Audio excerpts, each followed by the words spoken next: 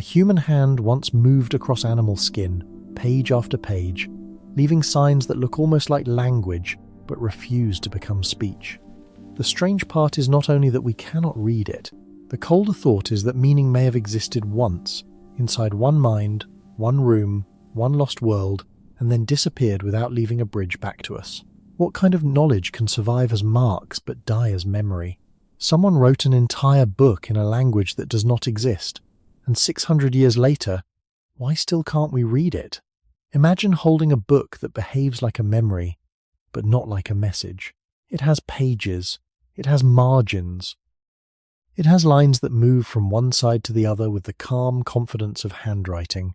It has drawings of plants, round diagrams, small human figures, and clusters of signs that look as if they were meant to be read aloud by someone who once knew how. Nothing about it looks like a random stain on old skin. Nothing about it feels like a single mark left by accident. It is a made object, shaped by time, labour, and intention, and that is what makes its silence so difficult to accept. A broken pot can remain silent because it was never supposed to speak. A carved bone can be uncertain because it carries only a few cuts from a vanished hand. But a whole book asks something different from us. It asks to be opened, followed, and understood, and then it quietly refuses. The manuscript, now called the Voynich Manuscript, is usually described with caution, because caution is necessary here. It is an illustrated codex, written on animal skin, held today at Yale's Beinecke Library, and its main script has not been read in any way that scholars broadly accept. Unquote. The parchment has been dated to the early 15th century, which places the material in medieval Europe near the slow turning point between manuscript culture and printed books. That fact does not solve the mystery. It only gives the silence a body. Someone had access to prepared skin. Someone used ink. Someone followed page after page with signs that repeat, vary, and return. For human history, this matters because writing is one of the ways our species learned to place memory outside the fragile body. Long before libraries, long before printed pages, humans were already trying to make thought survive the breath that carried it. A mark on a surface can outlive a voice. A copied page can cross a generation. A book can sit quietly while kingdoms change around it. Yet here is the unsettling limit of that achievement. Marks can survive even when the key to them does not. The Voynich Manuscript is not only strange because we cannot read it. It is strange because it looks so close to the human habit of recording knowledge. Its pages seem organized. The writing is not scattered randomly across the skin. It forms lines. It leaves spaces. It sits beside images as if image and sign were connected. A person looking at it for the first time may feel the same instinct that we feel before an unfamiliar alphabet, the belief that patient attention should eventually turn signs into words. That belief comes from ordinary human experience. We know that Egyptian hieroglyphs were once unreadable to modern scholars and were later approached through comparison. We know that some scripts have yielded when bilingual texts, repeated names, or historical context gave researchers a foothold. The mind wants to imagine the same kind of doorway here, but the book has not yet provided that doorway. Its script remains unknown. Its language, if it records a language at all, remains undetermined. Its pictures offer hints without consent. A plant drawing may look botanical, but resemblance is not identification. A star-like symbol may suggest a sky, but suggestion is not translation. Someone may have written an entire book in a system no surviving reader can enter. It may have been a natural language hidden behind an unfamiliar script. It may have been a cipher. It may have been a private system, or a record whose purpose no longer has a community around it. The honest answer must remain open. But the emotional fact is steady. The object looks like communication, and communication is one of the oldest human bridges between bodies separated by time. In this case, the bridge stands before us, carefully built, and the far bank remains covered in mist. The first difficulty is that the Voynich manuscript does not look like a ruin in the usual sense. It is damaged by age, but not reduced to fragments. It does not come to us as a handful of broken letters lifted from the ground without their place. It comes as a book, and books carry a quiet promise. They suggest sequence. They suggest that one page follows another, because a human being wanted thought to move in an order. Even when we do not know the language of a book, we usually assume that the order is recoverable. We imagine grammar hidden inside the lines, names hidden among repeated signs, perhaps a beginning, perhaps instructions, perhaps a catalogue of things once known. This expectation is not a modern weakness. It grows from the long history of our species placing memory into objects. A footprint can show that a body passed through mud.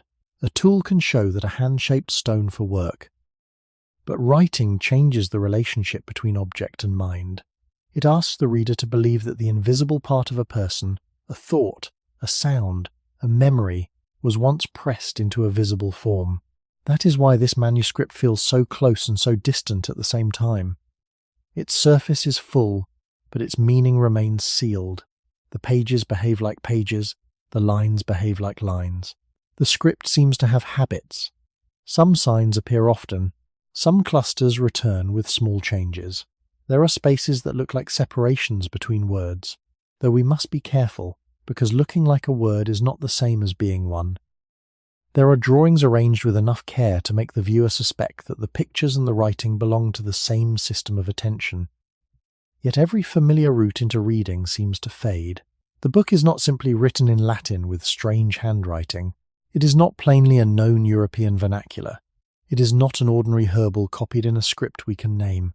Its visual confidence creates the paradox.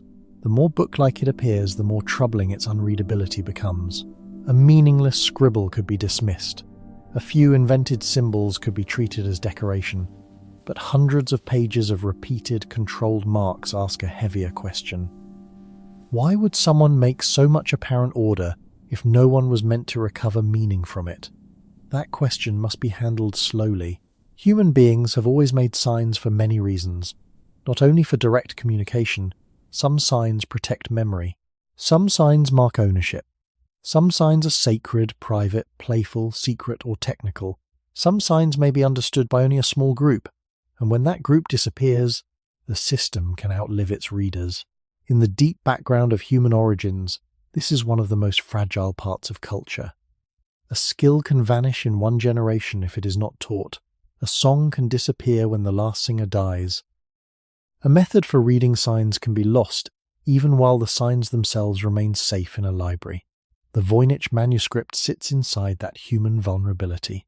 It reminds us that survival of material is not the same as survival of meaning. The skin can endure. The ink can darken and stay. The binding can be repaired. The object can be catalogued, photographed, studied, and preserved under careful conditions. Still, the act that once made the signs meaningful, if such an act existed, may no longer be available. For a sleep-weary mind, the thought is quiet but unsettling. The book may have crossed 6 centuries not because it carried its message clearly, but because it carried the shape of a message after the path into it had closed. Its silence is not empty. It is structured silence, and that is why it keeps calling us back. What makes the unreadable book more difficult to dismiss is not only its script, but its patience. The lines do not rush. The drawings do not appear as careless decoration thrown beside meaningless marks. Page after page, the object gives the impression of a mind returning to a task that had rules. It may be tempting to say that rules prove language, but that would go too far. Patterns can exist in games, rituals, ciphers, and invented systems. Still, patterns are the reason the manuscript has never settled into the category of simple nonsense. A page of random marks usually weakens under close attention. Its disorder shows itself. This book does the opposite. The closer one looks, the more one sees repeated habits, visual families of signs, and arrangements that seem to belong to a stable practice. Yet the practice itself remains outside our reach. That is the central unease of the Voynich Manuscript. It appears to preserve behavior without preserving understanding. For human beings, behavior is often the first thing that remains after meaning has faded. Archaeologists may find a hearth and know that fire was used there. While the stories told beside the fire are gone, they may find beads and see care, selection, and social display, while the names of the people who wore them are gone. They may find a grave and recognize that a community treated a body with attention, while the beliefs behind that attention cannot be safely reconstructed. The same caution belongs here. We can observe the made object, We can observe the handwriting, the illustrations, the material, and the arrangement. We cannot honestly step inside the writer's mind. We cannot say with certainty whether the pages were meant to teach, conceal, impress, deceive, remember, classify, or combine several purposes that no longer fit our categories. This limit is not a failure of imagination, it is a discipline. The history of human origins is full of objects that stand at the edge between evidence and desire. We want the old thing to speak, because speaking would make the distance smaller. We want the unknown sign to become a sentence, because sentences let us feel that the dead have turned toward us. But evidence does not become stronger just because the silence is uncomfortable. The Voynich Manuscript asks for a kind of attention that resists quick possession. Its plant-like drawings may invite the eye toward medieval herbals. Its circular images may recall calendars, astronomy, or older habits of connecting the body to the heavens. Its small human figures may suggest bathing, health, fertility, or symbolic worlds. Each of these comparisons can be useful, but none of them unlocks the book by itself. The manuscript remains a complete object with incomplete access. That is why it belongs so naturally to a quiet history of human loss. Not dramatic loss in the form of fire, conquest, or sudden ruin, but a slower loss, the fading of shared codes. Every human group depends on things that are obvious only inside the group. A child learns not only words but when to use them, which marks matter, which gestures count, which stories explain the world.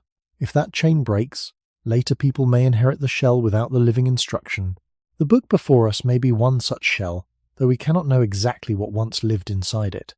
It stands as a reminder that writing did not make human memory invincible. It only gave memory another body, and bodies can be separated from the life that animated them.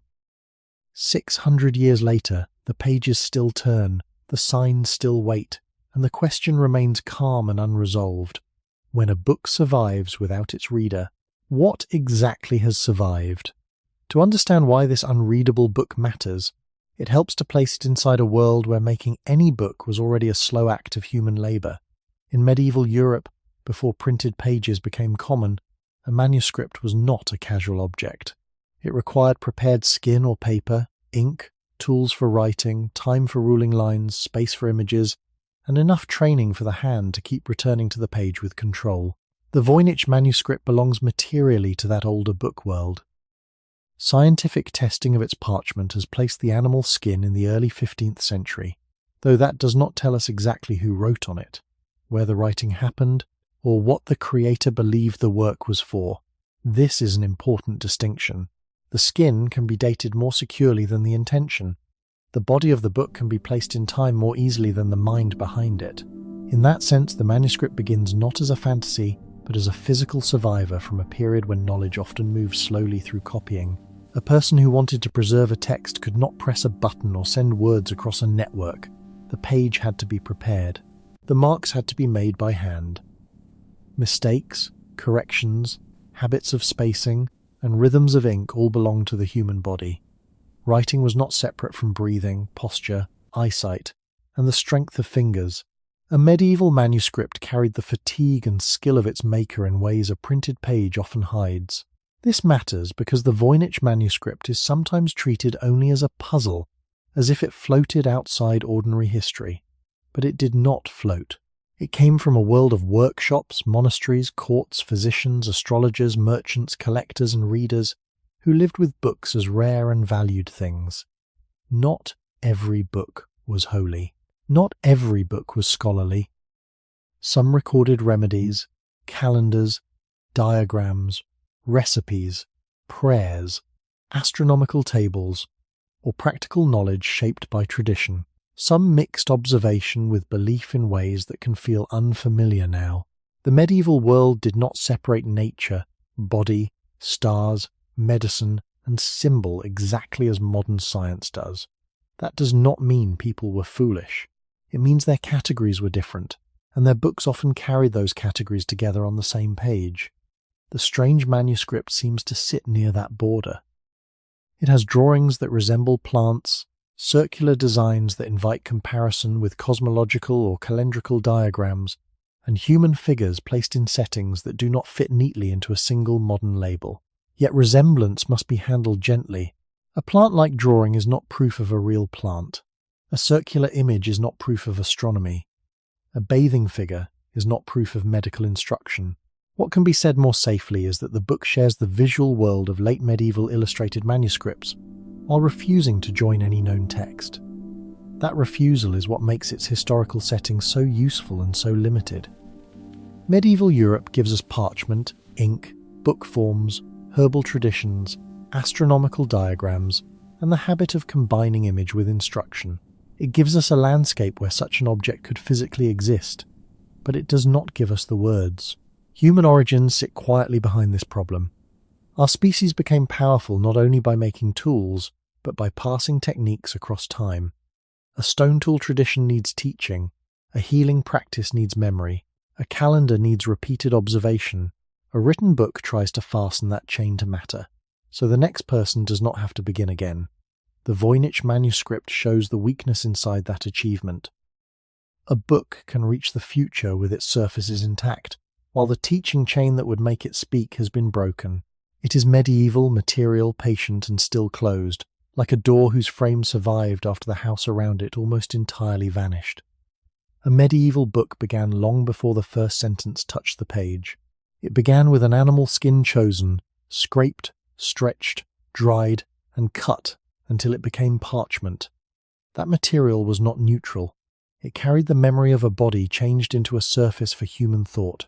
Before cheap paper was everywhere, such a surface asked for care. A sheet could be expensive, a mistake could matter. The writer had to control the hand, the ink, and the pressure of the pen. The page had to receive the mark without tearing or wasting space. Oh, ready. When we look at the Voynich manuscript through this physical reality, its strangeness becomes heavier. It is not merely odd symbols placed on something worthless. It is an organized work placed onto prepared material that required time and resources.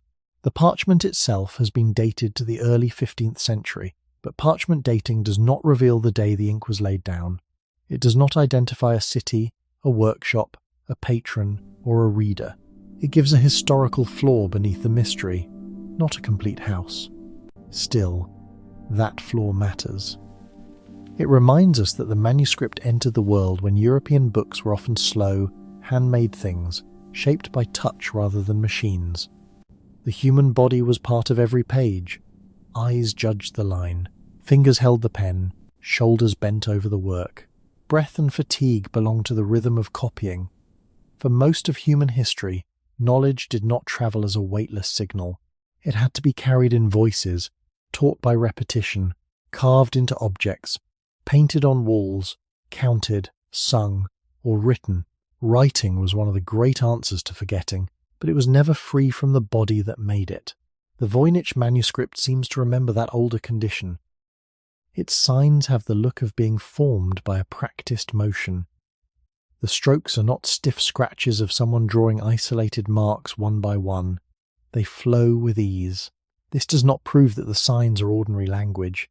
A person can become fluent in writing a cipher, a private alphabet, or an invented sequence. But it suggests repetition, training, and a system that the writer's hand could follow.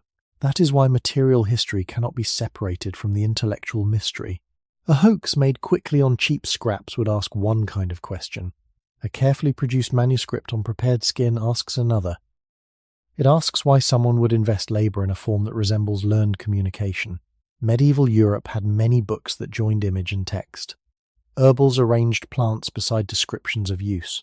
Medical writings placed the body inside older theories of balance and treatment.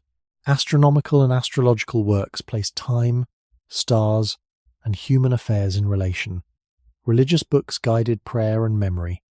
Practical books preserved recipes, calculations, and procedures. The Voynich manuscript appears near these neighbourhoods, but never settles into one address. Its plant drawings are difficult to identify securely. Its circular designs do not translate into known diagrams. Its human figures appear in scenes that resist simple labels. The book belongs to the medieval world and stands apart from it at the same time. This double position is important for honesty. We should not pretend it came from nowhere, because its materials and form are historically grounded. But we should not pretend that medieval context explains it fully, because many manuscripts from that world can be read, compared, and placed within traditions. This one remains closed. In the long story of human beginnings, that closure points back to a basic truth. Culture survives only when material and instruction stay connected. A spear point without a teacher can show technique, but not the words used to teach it.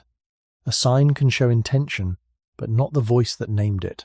A book can preserve the shape of knowledge, while the living path into that knowledge disappears. By the time the Voynich Manuscript entered history as an object we can still hold with the eye, Europe was already changing the way memory moved. The older manuscript world had not disappeared, but the conditions around it were shifting. Scribes, scholars, physicians, merchants, nobles, and religious communities all depended on written records, yet printing would soon multiply texts with speed handwriting could not match. The unreadable book stands close to that threshold. It belongs to the patient world of parchment and ink, but it also survives into a later world that expects books to be copied, catalogued, compared, and explained. This position makes its silence more noticeable. A single handmade book could once belong to a narrow circle of readers, perhaps even to one household, one practitioner, one collector, or one small community. If the knowledge needed to use it remained inside that circle, then its meaning would be as vulnerable as the people who carried it. The object might endure, while the circle vanished. That possibility should not be treated as an answer, only as a way of understanding the risk carried by human records. Before writing, the oldest human knowledge lived in bodies and relationships. A child learned by watching a hand-shaped stone, prepare food, follow animal tracks, remember plants, or repeat a story at the right season. Knowledge moved through attention, imitation, correction, and memory. Writing changed that movement. It allowed marks to wait after the speaker was gone, but writing also created a new dependence. Someone had to know the code. Someone had to teach the code. A mark without a reading community becomes a surface event, visible but not alive. The Voynich Manuscript is troubling because it looks as if that community once existed, or at least as if the maker acted as though it did. The writing fills page after page with regular spacing. The images are placed with care. The arrangement suggests that the book was not made by a hand wandering without purpose. Yet the historical trail is thin. Later owners are known only after the manuscript had already become old. Earlier use remains uncertain. No securely identified medieval library catalogue has opened the door. No clear parallel manuscript has stood beside it and said, "This belongs with me." The result is not a clean mystery, but a gap in the chain of transmission. Medieval Europe gives many surroundings, but no single confirmed home. It gives the materials of bookmaking, the habits of illustration, the mixing of natural knowledge with symbolic order, and the human desire to preserve difficult information. It does not give the reader. That absence matters more than it first appears. A book is not complete because it has pages. It becomes complete when a trained mind can enter it. Without that entry, the pages remain present, but suspended. This is why the manuscript should not be treated only as a riddle. A riddle assumes that the maker and solver share rules. Here, the rules themselves may be gone, altered, hidden, or never meant for a broad public. Some explanations may fail because they try to force the book into categories that are too comfortable. Normal language, a simple cipher, a medical manual, a fantasy, a fraud. The safer path is slower. We begin with what can be observed. The book is material. It is old. It is illustrated. It contains repeated signs that have not yielded an accepted reading. It resembles known manuscript traditions without becoming identical to them. From that small foundation, the question grows rather than closes. The most human thing about it may be this. It shows how deeply we depend on shared memory. 6 centuries can preserve skin, ink, and binding, but they cannot guarantee the survival of the quiet agreement that turns marks into meaning. In that agreement, language lives. Without it, even a whole book can become ordered silence again.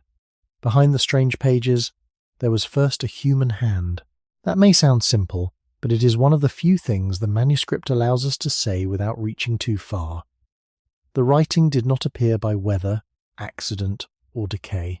It was made through repeated bodily action, A person held a tool, touched ink to a surface, and moved through line after line with enough steadiness to leave a recognizable habit. We do not have to know the writer's name to notice the discipline of the movement. Some strokes rise, some curve, some signs return in familiar shapes. The hand seems to know where it is going, even when we do not. This is one reason the manuscript continues to disturb the boundary between nonsense and meaning. If a person slowly copies meaningless signs, the body can still become skilled at the copying.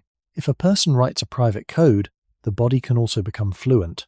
If a person records a real language in an unknown script, the same visible confidence might appear.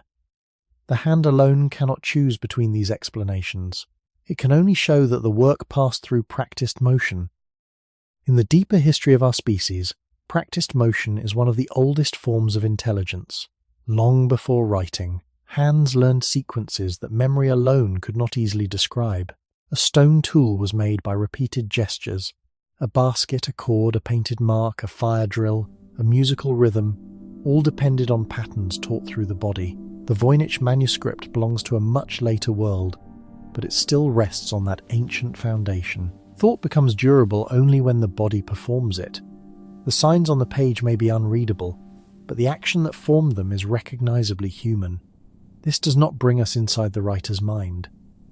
It brings us only to the edge of the desk, the page, the ink, and the moving hand. That edge is important. Many theories about the manuscript try to leap straight toward intention. Was the writer hiding knowledge? Was the writer inventing a language? Was the writer deceiving someone? Was the writer recording something now lost? These questions are natural, but they arrive before the evidence can support a firm answer. The safer beginning is smaller. A hand repeated a system. The repetition had enough control to fill a book. The system had enough variety to avoid looking like a single decorative pattern. The pages show work, not just impulse. From there, the mystery becomes quieter and more human. The person behind the manuscript was not a ghost from legend, but someone with eyes that tired, fingers that adjusted pressure, and a memory that held forms from one line to the next. Every written culture depends on this small physical miracle. A child learning letters must train the hand until a sign can be made again. A scribe, copying a text, must keep attention steady across hours. A person using a cipher must remember not only the signs, but the rule that gives them value. If that rule is not shared, or if it dies with the user, later observers may see only the trace of discipline. The manuscript may be exactly such a trace. It gives evidence of performance without giving secure access to purpose.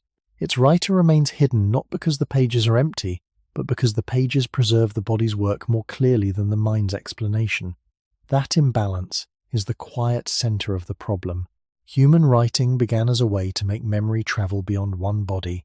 Yet here the body is almost all we can recover. The voice, the lesson, and the reader have fallen away, leaving only the patient shape of work. 600 years later, we can still see the movement, but not the reason the movement mattered. A practiced hand does not prove a readable language, but it does change the kind of mystery we are facing. When the same forms return again and again across a manuscript, the human body has already done something more demanding than casual invention. It has remembered. The fingers have repeated shapes without losing them completely. The eye has measured distance. The writer has kept a rhythm of marks, spaces, and lines. In ordinary reading, we often forget this bodily layer because meaning arrives so quickly. We see letters and pass through them toward words. We do not pause to notice the trained gestures that made them. With the Voynich Manuscript, meaning does not arrive, so the gesture remains in front of us. The page becomes almost like a record of movement. It shows a person returning to signs that were familiar enough to write smoothly, yet strange enough that no accepted reading has followed. This is why the manuscript cannot be treated only as a code waiting for a clever key. It is also an artifact of habit. Whether the system was linguistic, cryptographic, private, artificial, or something else, it had to be held inside a human routine while the book was being made. That routine links it to the oldest ways our species carried knowledge. Before written alphabets, before parchment, before libraries, humans depended on trained memory joined to repeated action. A hunter did not only know where animals had passed, the body learned how to look. A maker of tools did not only know the final shape, the hand learned the sequence. A singer did not only know separate sounds, breath learned order. Writing grew from this larger human ability to make patterns stable outside the moment. But the Voynich Manuscript shows that stability can be incomplete. The pattern may remain visible while the rule that animated it has disappeared. Looking at the script, one sees neither a childish scattering nor an easily recognized alphabet. The signs seem to gather into groups that resemble words. Some groups appear in positions where a reader of ordinary texts might expect repeated terms, labels, or formulae, yet these impressions must remain impressions. We cannot safely turn them into translation. The eye is very good at finding order, sometimes too good. Human beings evolved to notice tracks, faces, paths, seasons, and small changes in the world because survival often depended on pattern. That same gift can mislead us when a manuscript offers structure without explanation. We may feel that a certain sign must mean a plant, a star, a body, or a number, simply because it appears near a drawing. But nearness is not proof. The writer's hand placed image and sign together. It did not leave us the rule for joining them. This gap between placement and meaning is where many confident answers become unsafe. The responsible path is to remain with what the pages show: sustained writing, repeated forms, controlled spacing, and an unknown relation between text and image. These observations are modest, but they are not empty. They tell us that the manuscript required time, attention, and a system the writer could continue over many pages. They also remind us that every act of writing depends on more than marks. It depends on a community, or at least on a memory, that knows how the marks should be used. If that community was small, secret, experimental, or temporary, the loss of only a few people could be enough to break the chain. The hand would have left its work behind, but the living instruction would be gone. In that sense, the unreadable book is not outside human history. It sits inside one of its oldest dangers, the danger that knowledge can be performed carefully, preserved materially, and still become unreachable when no one remains to teach the motion back into meaning. The hidden person behind the manuscript can be approached only through traces. We can see the result of the hand, but not the face, the room, or the voice. This is a restraint, because the temptation to invent a writer is strong. A mysterious book seems to ask for a mysterious author, and the mind begins to fill the empty chair. But the evidence does not let us do that safely. We do not know whether one person wrote all the pages or whether more than one trained hand was involved. We do not know whether the writer was copying from another source, composing directly, encoding something, or following a method that has not survived. We do not know whether the work was meant for a reader nearby, for a patron, for a small group, or perhaps for no ordinary reader. What we do have is humbler and more durable, inked motion on prepared skin, repeated with enough steadiness to become a book. Here the human body remains more visible than the human story. A page can preserve pressure, rhythm, spacing, and return. It can show that the writer did not stop after experiments. It can show that the hand accepted the system as usable, yet it cannot tell us what the system meant inside the writer's world. This gap matters because human history is often built from incomplete survival. The further we look back toward the beginnings of our species, the more often we meet behavior without explanation. A shaped stone can show skill, but not the name of the maker. A painted animal can show attention, but not the full story told around it. A burial can show care, but not the belief that surrounded death. The Voynich Manuscript is much younger than those deep traces, but it creates a similar discipline in the viewer. It reminds us that evidence is not the same as access. We can stand close to the object and still remain far from meaning. The writer's hand may have moved with confidence because the signs were meaningful, or it may have moved with confidence because the writer had mastered a rule that produced meaning-like order. Or perhaps the system served a purpose that does not fit our usual division between language, code, image, and ritual. Each possibility is worth considering, but none should be mistaken for a finished answer.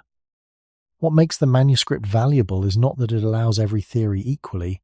A theory must still answer to the material page, the patterns of the script, the drawings, the age of the parchment, and the known history of books. But after those constraints are respected, uncertainty remains. The person who wrote the signs is present only as action. That is a quiet kind of presence. It is not a portrait. It is not a biography. It is closer to hearing footsteps in another room after the room has been empty for centuries. You know that movement happened. You do not know what errand carried it forward. This is why the manuscript belongs deeply to the story of human memory. Writing was supposed to reduce dependence on the living body. It allowed words, counts, recipes, prayers, names, observations, and instructions to move beyond the person who first held them. Yet every writing system still needs living knowledge around it. The alphabet must be learned, the script must be recognized, the code must be shared, the context must be renewed in each generation. When that renewal stops, even careful writing can become a fossil of attention. The Voynich Manuscript may be such a fossil. It preserves the fact that someone cared enough to continue, but not the reason that care took this shape. The hand remains. The explanation has withdrawn. And in that withdrawal, the book becomes less like a locked treasure and more like a human gesture visible after its meaning has gone quiet.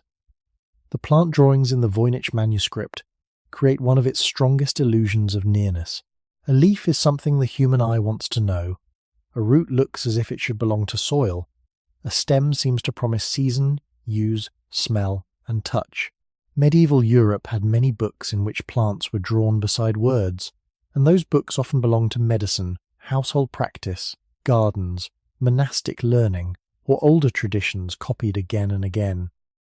So when a viewer sees the manuscript's large botanical images, the mind moves naturally toward a familiar explanation. Perhaps this is a herbal, a book about plants and their properties. That possibility is understandable, but it must be held carefully. Many of the plants do not match known species in a secure and widely accepted way. Some parts appear plausible, while other parts seem combined, exaggerated, or arranged in ways that resist ordinary identification. A root may look detailed, yet the leaves may not belong with it. A flower may resemble something real, while the overall plant refuses to settle into a botanical name. This is not a small problem, because a real herbal usually depends on recognition. The reader is meant to connect picture, name, and use. If the picture cannot be securely tied to a plant, and the text cannot be read, the chain of knowledge breaks at both ends. Still, the drawings are not meaningless simply because they cannot be named. They show the old human habit of looking at the living world and trying to hold it still on a page. Long before formal science, human survival depended on careful attention to plants. People had to know which roots could be eaten, which leaves irritated the skin, which seeds arrived in certain seasons, which woods burned well, and which plants had value in healing traditions. We should not imagine those older lives as simple or careless. Plant knowledge required memory, testing, teaching, and restraint. In many communities, such knowledge was passed through repeated use, rather than through books. A child learned by seeing, gathering, smelling, preparing, and being corrected. Writing and drawing changed that relationship. They allowed plant knowledge to travel beyond the person who gathered the plant, but only if the words, images, and living practice remained connected. The Voynich Manuscript unsettles that connection. Its plant images look like they belong to a world of practical observation, yet they float away from secure use. We cannot responsibly say these pages describe real medicines. We cannot say they are purely imaginary. We cannot say they record a lost flora from a distant land. Each statement would reach beyond the evidence. What we can say is quieter. The manuscript uses plant-like forms to organize attention. It invites the viewer into the deep human relationship between body, earth, and memory, then withholds the identifying words that would make that relationship clear. This withholding matters because plants were never just background in human history. They shaped movement, settlement, hunger, illness, trade, and belief.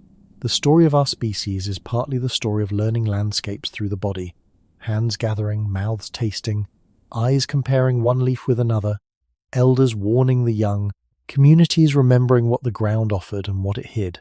A book of plants, if that is what these pages were meant to resemble, would stand inside that long tradition of survival through recognition.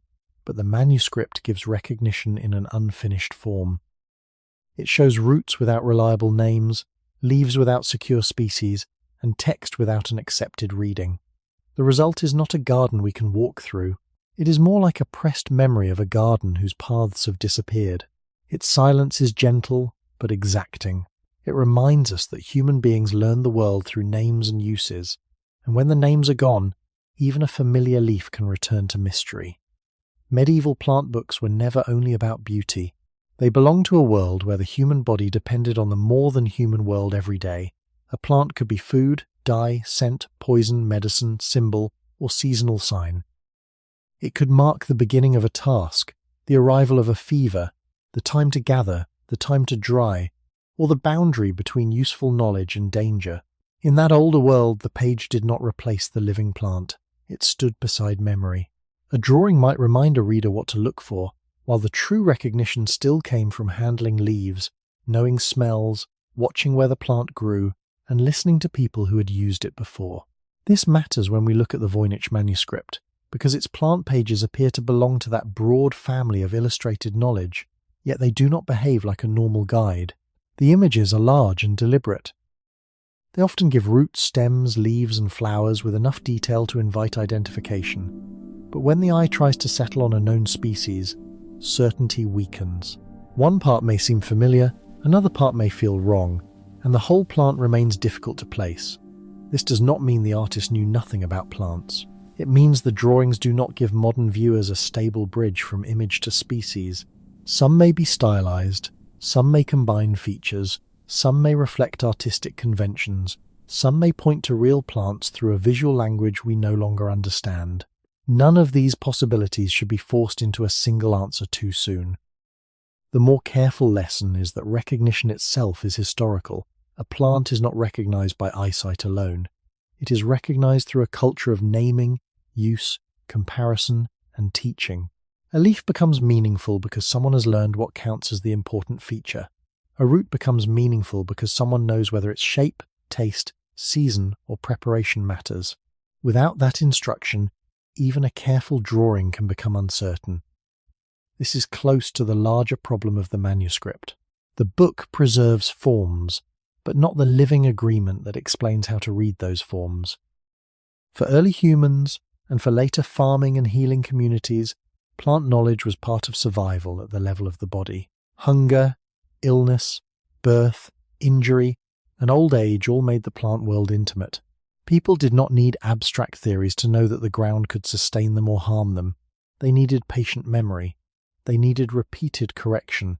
They needed the slow accumulation of what had worked, what had failed, and what should never be tried again. Written herbals tried to hold some of that memory beyond a single life. They joined drawing and language so that one person's knowledge might travel to another. The Voynich plant pages look as if they might belong to such an ambition, but the ambition is all we can see clearly. The practical connection is missing. We cannot read the words beside the drawings. We cannot safely identify many of the plants. We cannot know whether the images were meant for medicine, classification, symbolism, instruction, or a private system of thought. Yet the pages still speak indirectly about a very old human desire to take the living complexity of the earth and arrange it into signs that can be carried through time. The tragedy, if it is a tragedy, is quiet. The plants have been carried forward, their outlines remain, their roots still curl on the page. But the names that might have joined them to soil, body, and use have slipped away. What remains is not false knowledge, but knowledge without its doorway. The more we stay with the plant pages, the less they behave like simple illustrations. They become a test of how easily the modern eye turns resemblance into certainty. A broad leaf looks familiar, so we want to name it. A root has a shape we have seen before, so we want to place it in a garden, a field, or a medicine chest. But the manuscript resists that movement. It gives enough detail to awaken recognition, then enough strangeness to make recognition unstable. This is not a failure of the viewer alone.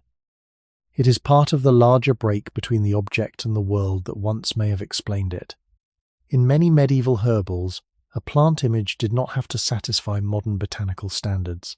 It could be copied from older models, simplified for memory, shaped by convention, or altered by the needs of the page. Sometimes what mattered was not exact natural likeness, but the connection between name, use, authority, and tradition. If the text could be read, a strange drawing might still be anchored by words. If the plant could be recognized by a community, the image could serve as a reminder rather than a perfect portrait. In the Voynich Manuscript, both anchors are weak. The words remain unread, and the pictures do not settle into secure agreement. So the plant pages stand in a quiet middle place, too deliberate to ignore, too uncertain to claim. That middle place tells us something important about human knowledge. We often imagine knowledge as a finished thing, like a clear fact placed inside a book. But much of human knowledge began as relationship. A person knew a plant because they knew where it grew, when it appeared, how it smelled after rain, how its stem broke, how animals treated it, how elders warned about it, or how it changed when dried, boiled, crushed, or mixed with other materials. The page could preserve part of that relationship, but never all of it. A drawing freezes one appearance, a name freezes one convention, a recipe freezes one practice. The living world remains larger than the record. This is why the unreadable plant pages feel so closely tied to the beginning of human experience. Our ancestors did not meet nature as scenery. They met it through hunger, caution, injury, shelter, birth and death. Plants stood at the border between nourishment and danger. They were part of the body's dependence on the earth. Over generations, people made memory systems to reduce uncertainty. Stories, names, seasonal habits, repeated gestures, and eventually written lists and illustrated books. The Voynich pages seem to echo that long effort, but in a damaged form, not damaged only by torn leaves or faded ink, but damaged by the loss of connection. The page says, "Look, here is a plant-like form." The writing beside it says, "Perhaps there was once an explanation," but the explanation does not arrive. This does not make the pages worthless, it makes them humbling. They remind us that even when humans try to store the living world in signs, the signs depend on a chain of readers, teachers, and users. When the chain breaks, the stored world becomes difficult to enter. We are left with roots that no longer lead into soil, leaves that no longer open into names, and lines of writing that hover beside them like a voice heard through thick walls. The plant pages may never give us a garden in the ordinary sense. They give us something quieter, evidence that someone once arranged nature, body, and memory into a book-shaped form, and that 6 centuries later, we can still see the arrangement while standing outside the knowledge it may have carried. That distance is the true subject here, because it shows how fragile recognition can be when the human community that once joined image, word, and practice has disappeared from the page. After the plant pages, the manuscript turns toward human bodies, water, circles, and stars, and the mystery changes its texture. A plant may ask to be named. A body asks something more intimate. The drawings of small human figures, many of them appearing female, placed among pools, tubes, streams, and rounded containers, have often drawn attention because they seem close to medicine, bathing, fertility, or cosmology, yet they do not settle safely into any one of those explanations. The figures are not portraits in a modern sense. They are schematic, repeated, and arranged inside a world that looks in some ways physical and in some ways symbolic. Water may appear to flow, tubes may connect spaces, rounded shapes may suggest basins, organs, vessels, or diagrams, but suggestion is not evidence enough to name the system. The honest viewer has to remain near the page without forcing it to become a medical manual, a bathing guide, or a map of the body. Medieval Europe did contain many traditions in which the body, health, stars, seasons, and hidden correspondences were discussed together. Physicians, astrologers, monks, household healers, and learned writers often inherited older ideas about balance, timing, and the relation between the human body and the wider order of the world. To modernize, such mixtures can seem strange, because we separate anatomy, astronomy, medicine, and symbol more sharply. But for many earlier readers, the body was not isolated. It belonged to the air, the seasons, the foods one ate, the waters one used, the heavens one watched, and the inherited teachings of authorities. This wider background helps explain why the manuscript's images feel historically possible, even while their specific meaning remains closed. The human figure has always been one of our strongest tools for thinking. Long before formal medicine, people learned the body through pain, hunger, birth, illness, aging, wounds, fatigue, and care. A child understood the body first from within, through breath and sensation, and then from others by seeing injury, weakness, strength, and death. Over generations, communities created ways to explain these experiences. Some explanations were practical, some symbolic, some observational, and some mixed several kinds of thinking at once. A book that brings bodies together with flowing substances and circular diagrams would not be unimaginable in a medieval setting. But the Voynich Manuscript withholds the rule that would let us decide how these bodies should be read. Are they part of a healing tradition?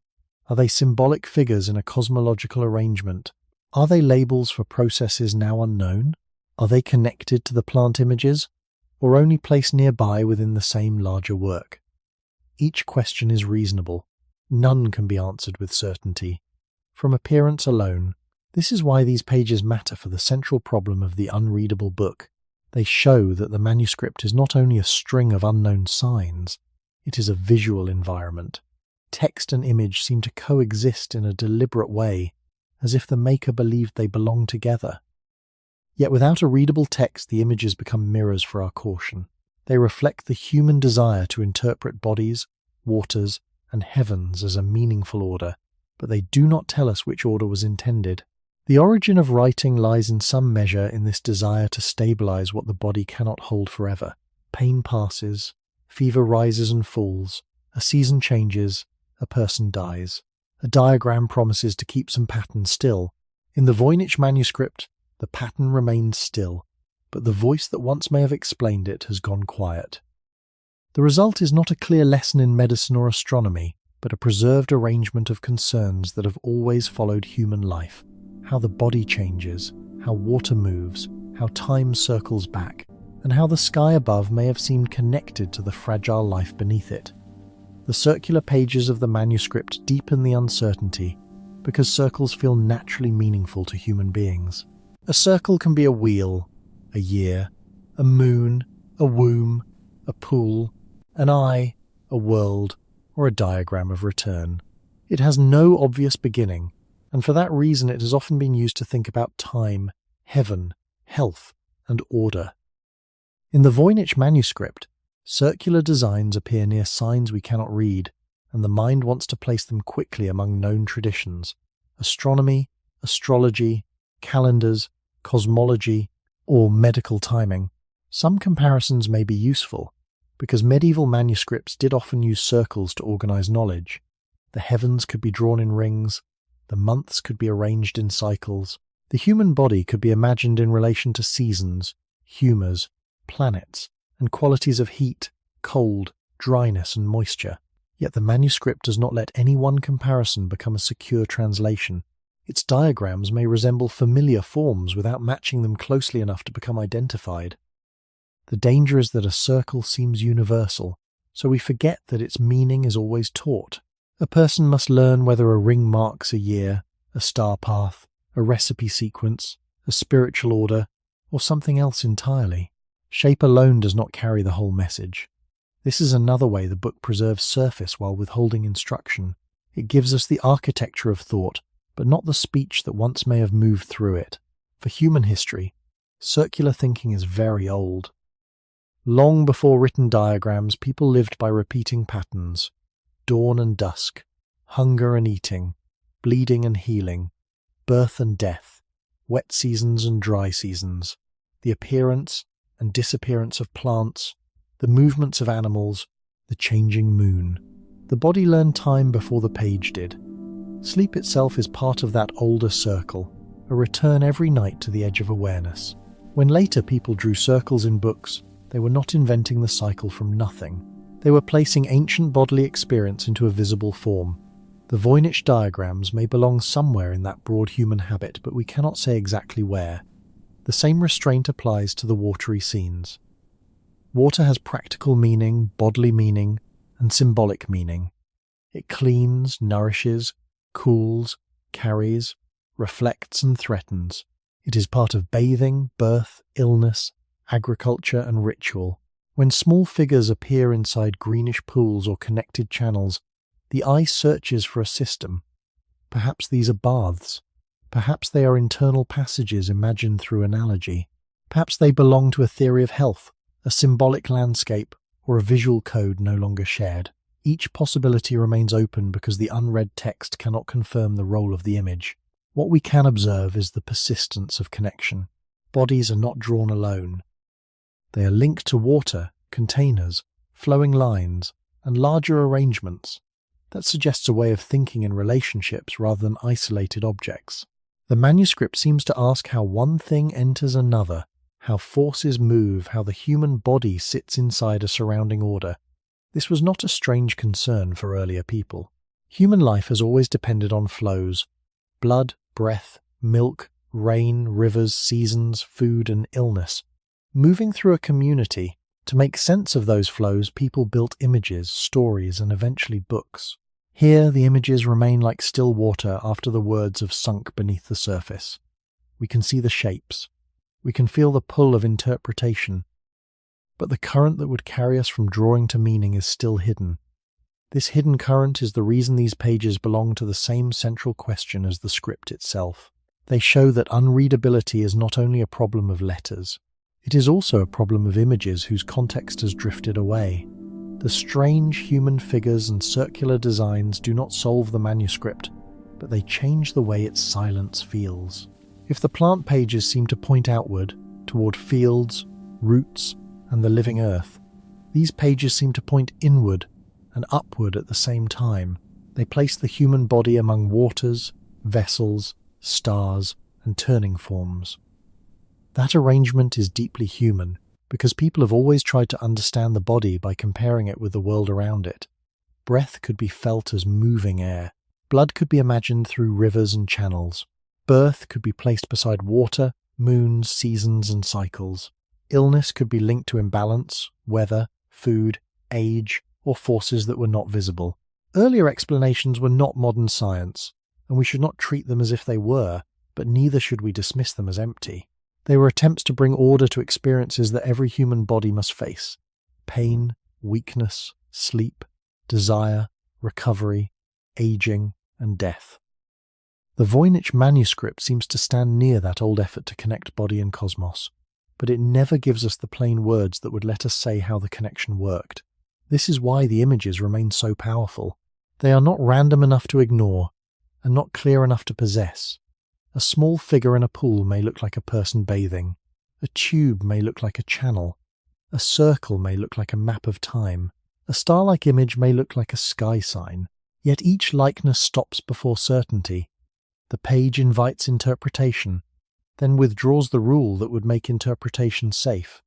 In this way, the pictures repeat the same problem as the script. They seem organized. They seem purposeful. They seem to belong to a system of attention, but the system does not step forward and name itself. For the long history of human beings, this is a familiar kind of loss. A tool can be found without the gesture that taught its use. A diagram can remain after the lesson has ended. A symbol can survive long after the community that recognized it has vanished. The manuscript's bodies, pools, and circles may preserve a similar broken lesson. They may record knowledge, belief, classification, ritual, medicine, or an imagined order that mix several of these together. The careful answer is that we do not know. What we can say is that the pages gather concerns that have followed human life from its earliest beginnings. The body is vulnerable. Water sustains and transforms. The sky measures time. Cycles return whether we understand them or not.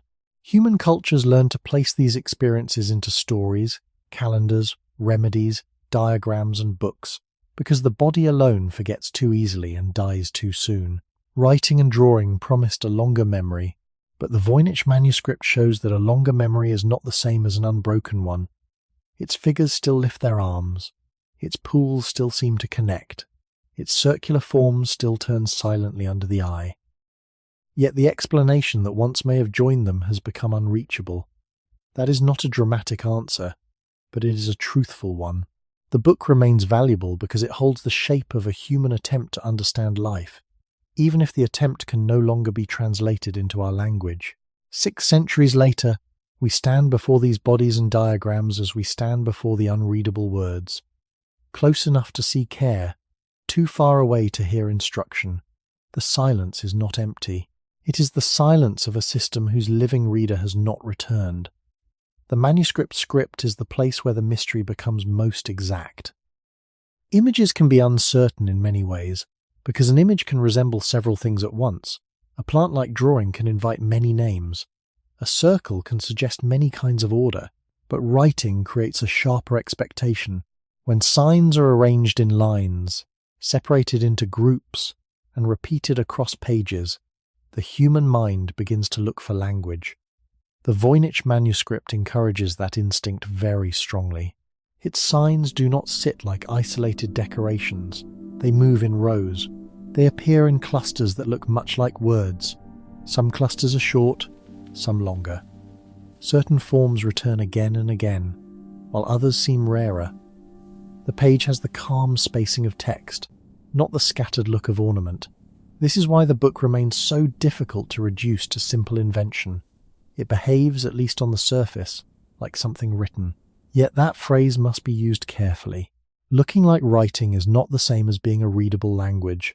A cipher can look like language. A private notation can look like language. A deliberately invented system can develop patterns if its maker follows rules. Even meaningless text can be made to imitate some features of real writing. Still, the manuscript script has enough internal regularity to keep drawing serious attention. It seems to have habits. Some signs appear near the beginnings or endings of groups more often than in other places. Some combinations seem more natural within the script than others. The words, if we may call the groups words only in a cautious visual sense, are not evenly random. They have a texture. This texture matters because human language is not only a list of sounds, it is pattern behavior carried by memory, mouth, ear, and community. Long before alphabets, people lived inside patterned sound. A call could warn. A name could gather attention. A repeated phrase could carry teaching. Over generations, spoken language became one of the main ways human groups stored experience outside a single mind. Writing came later as a second body for speech, number, ritual, law, prayer, trade, and remembrance. It allowed marks to carry something that once belonged to breath. The Voynich script seems to stand near that enormous human invention, but it does not let us cross into it. We can see the marks acting as if they belong to a code of repetition.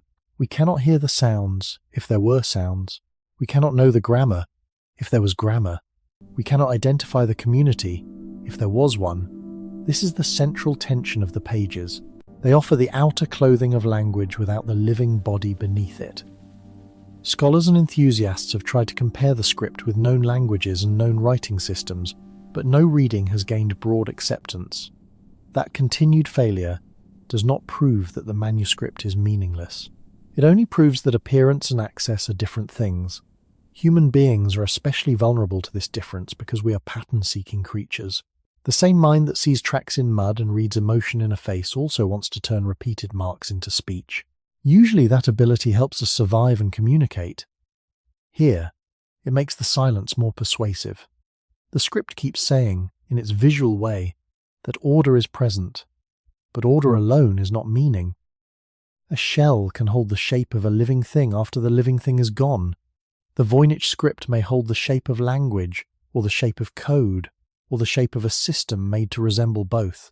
At this point, honesty requires restraint. The marks are organized. They are repeated. They are not yet read. Between those three facts lies the quiet force of the manuscript. If the Voynich script looks like language, it is partly because it behaves as though the page has rules. The signs do not merely repeat in a flat pattern, like a border drawn around a frame. They gather into units. Those units vary in length. Some appear to begin in similar ways. Some seem to end in similar ways. Some stand alone, while others occur near drawings or inside more specialized layouts.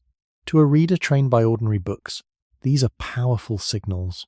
They resemble the surface behavior of text. In a known language, repeated endings may suggest grammar. Repeated beginnings may suggest related words.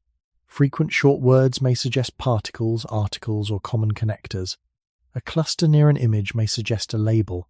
The mind begins to search for these roles almost automatically, because reading is not only seeing, reading is expectation guided by memory. But the Voynich Manuscript frustrates this habit with unusual persistence. The patterns are there, yet the expected doorway into sound or meaning does not open. This is where the mystery becomes more than a problem of missing vocabulary. If the script represented a familiar language in an unfamiliar alphabet, one might hope that repeated names, predictable grammar, or comparison with related texts would gradually expose it. If it were a simple substitution cipher, one might expect frequency patterns to point toward a solution. If it were a normal medieval abbreviation system, specialists might recognize its conventions. The difficulty is that the manuscript has not yielded to these roots in a way that has convinced scholars broadly. Its order remains visible, but not usable.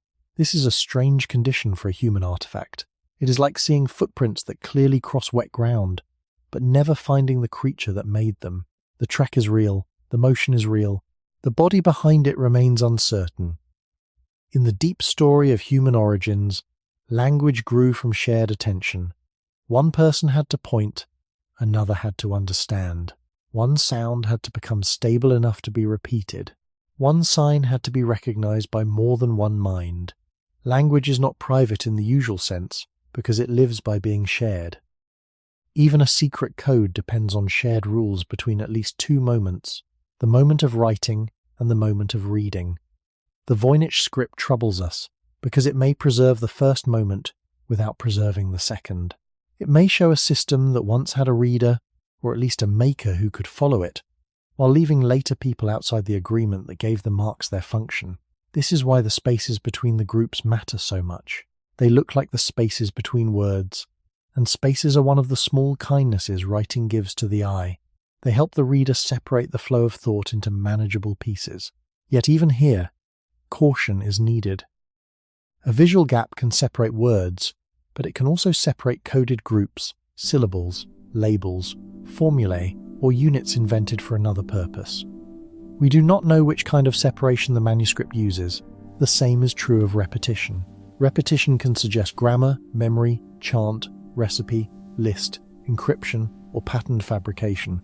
A repeated cluster near several plant drawings might be a word, but it might also be a marker, a category, a copied habit, or something we have not named correctly. The manuscript keeps producing signs that resemble clues, while refusing to become evidence for one final answer. For people who study the past, this is a familiar discipline. A mark must not be asked to say more than it can bear. Still, the script's resemblance to language remains meaningful in a human sense. It shows how deeply we trust order. Our minds evolved to survive by noticing pattern differences, tracks in soil, ripening fruit, familiar voices, dangerous silence, the return of seasons, the gestures of other bodies. Writing turned that old sensitivity toward marks on a surface. The Voynich Manuscript stands exactly at the edge of that trust. It gives the eye pattern after pattern, and then leaves the mind without translation. It looks close to speech, but the breath has vanished from it. What finally makes the Voynich script so compelling is that it seems to sit near the border where marks become language, but it does not cross that border for us. A line of unknown signs can still look orderly. A page can still breathe with the rhythm of writing. The eye can still feel that one group belongs near another, that certain shapes prefer certain positions, that the writer's hand returned to familiar forms with confidence. These are not small observations. They are the reasons the manuscript has stayed alive in scholarly and public attention, but they are also the reasons caution becomes necessary. The human mind is not a neutral machine waiting for proof. It is an ancient pattern-making organ, shaped by survival. It notices repetition before it understands it. It turns gaps into possible divisions. It turns likeness into possible identity. It hears language in rhythm and sees intention in order. Most of the time, this gift helps us move through the world. It lets us recognize a voice in darkness, a path through trees, a warning in another person's face. a season returning through small changes in the air. When that same gift meets the Voynich manuscript, it does what it has always done. It searches for the living system behind the visible pattern. The difficulty is that the system remains hidden. The script may encode speech, but we do not know the speech. It may conceal a known language, but no proposed reading has become secure. It may be a private notation, but the private rule is gone. It may imitate language with unusual skill, but even that would require us to explain why so much disciplined imitation was placed into a full manuscript. Every path leads back to the same quiet threshold. We can describe the surface better than we can enter it. This is not unique to the Voynich manuscript, though the manuscript makes the problem unusually clear. Across human history, signs have always depended on shared understanding. A footprint can be read by someone who knows the animal. A knot can record memory for someone who knows the system. A symbol can carry authority for a community that accepts it. A written word can hold speech only when readers have inherited the code. Without that inheritance, even careful marks become strangely mute. Writing, then, is not simply ink on a page. It is a relationship stretched across time. One mind sends, another mind receives. A community keeps the bridge repaired. The Voynich script shows what happens when the bridge remains visible, but the road across it has vanished. That is why the manuscript belongs so deeply to the story of human origins and human limits. Our species learned to survive by sharing what no single body could discover alone. One person's memory was too small, one lifetime was too brief. Language allowed knowledge to pass from mouth to ear. Writing allowed it to pass from hand to eye. Books allowed it to wait. But waiting is not the same as being understood.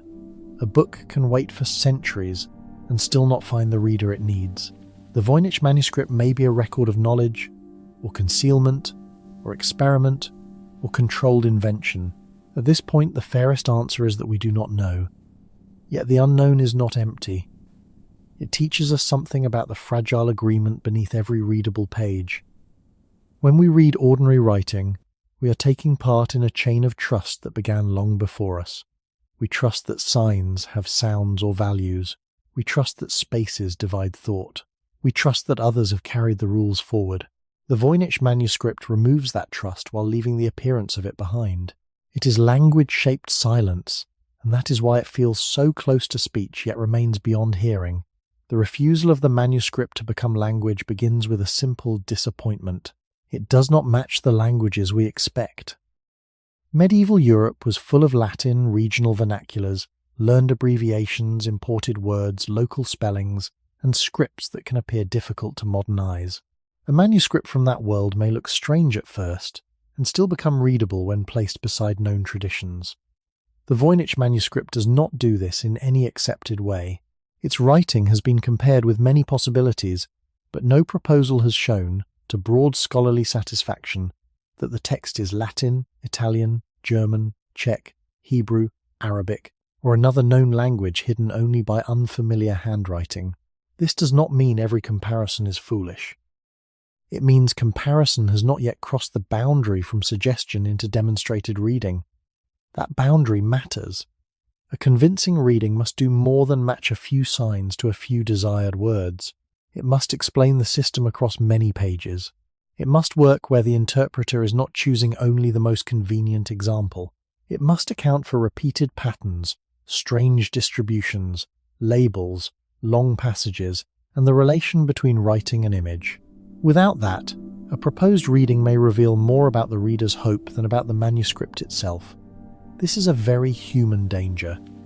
We evolve to complete fragments. We hear meaning in unclear sounds. We see faces in clouds and paths in broken ground. Usually this helps us live, because the world often gives partial information. But with an old manuscript, the same gift can become a trap. The eye finds a shape that resembles a familiar letter. The mind hears a possible word. A plant drawing seems to support the guess. Soon the guess feels warmer than the evidence. The manuscript invites this because it stands so close to recognition. It is not alien in the way a purely abstract pattern might be. It has pages, lines, drawings, repeated signs, and visual calm. It wears the clothing of a book, and so we expect a book's obedience. Yet language is not obedient simply because marks look orderly. A known language has historical neighbours. It leaves traces in spelling, grammar, sound patterns, borrowed terms, names, and habits of phrase. Even when a script is unknown, the language beneath it often presses against the surface in ways that can be tested. The Voynich text has not offered that pressure clearly enough. Its signs repeat, but not in the expected manner of any settled identification. Its word-like groups behave regularly, but also strangely. Some patterns appear too frequent, too position-bound, or too resistant to ordinary linguistic mapping. These features have led some researchers towards ciphers, artificial systems, shorthand-like habits, or meaningless generation. But none of those paths has become a final home. The uncertainty is not a blank space waiting for any answer we prefer. It is a measured uncertainty created by a stubborn object. The book gives enough order to reject easy dismissal, and enough resistance to reject easy translation. In the older story of human communication, this is the moment when the bridge fails under the foot. Human language began as shared sound inside living groups. It needed bodies near enough to hear, correct, repeat, and remember. Writing later made that sharing durable, but only when the mark stayed tied to a known system. If that tie breaks, the page can still look social while no society remains inside it. The Voynich Manuscript may preserve such a broken tie. It may have belonged to a language we have not recognized, or to a code whose key is gone, or to a system whose purpose was never ordinary reading. The reason it refuses to become language is not that it lacks order. It refuses because order alone cannot tell us what community, sound, rule, or intention once made the order meaningful. A second reason the manuscript refuses ordinary reading is that familiar-looking signs do not guarantee familiar values. In many old books, the first challenge is visual. Letters may be shaped differently. Scribes may use abbreviations. Ink may fade. A modern reader may need training before the page becomes clear.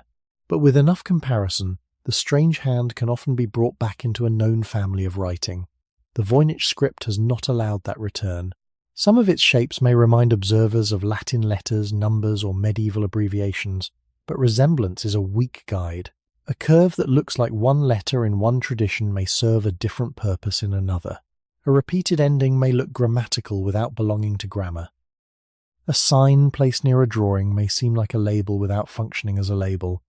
The page gives visual hints, but the hints do not join into a stable alphabet, a stable language, or a stable key. This is why so many confident claims about the manuscript become fragile when they are tested beyond a small example. A reading may appear persuasive on one plant, one line, or one circular diagram, then fail when carried across the larger body of writing. Real writing systems are demanding in this way. They do not only solve selected moments, they continue. They repeat their rules under pressure. They explain dull passages as well as striking ones. They account for common patterns, rare patterns, beginnings, endings, and the ordinary connective tissue of language. The Voynich text has resisted that kind of full obedience.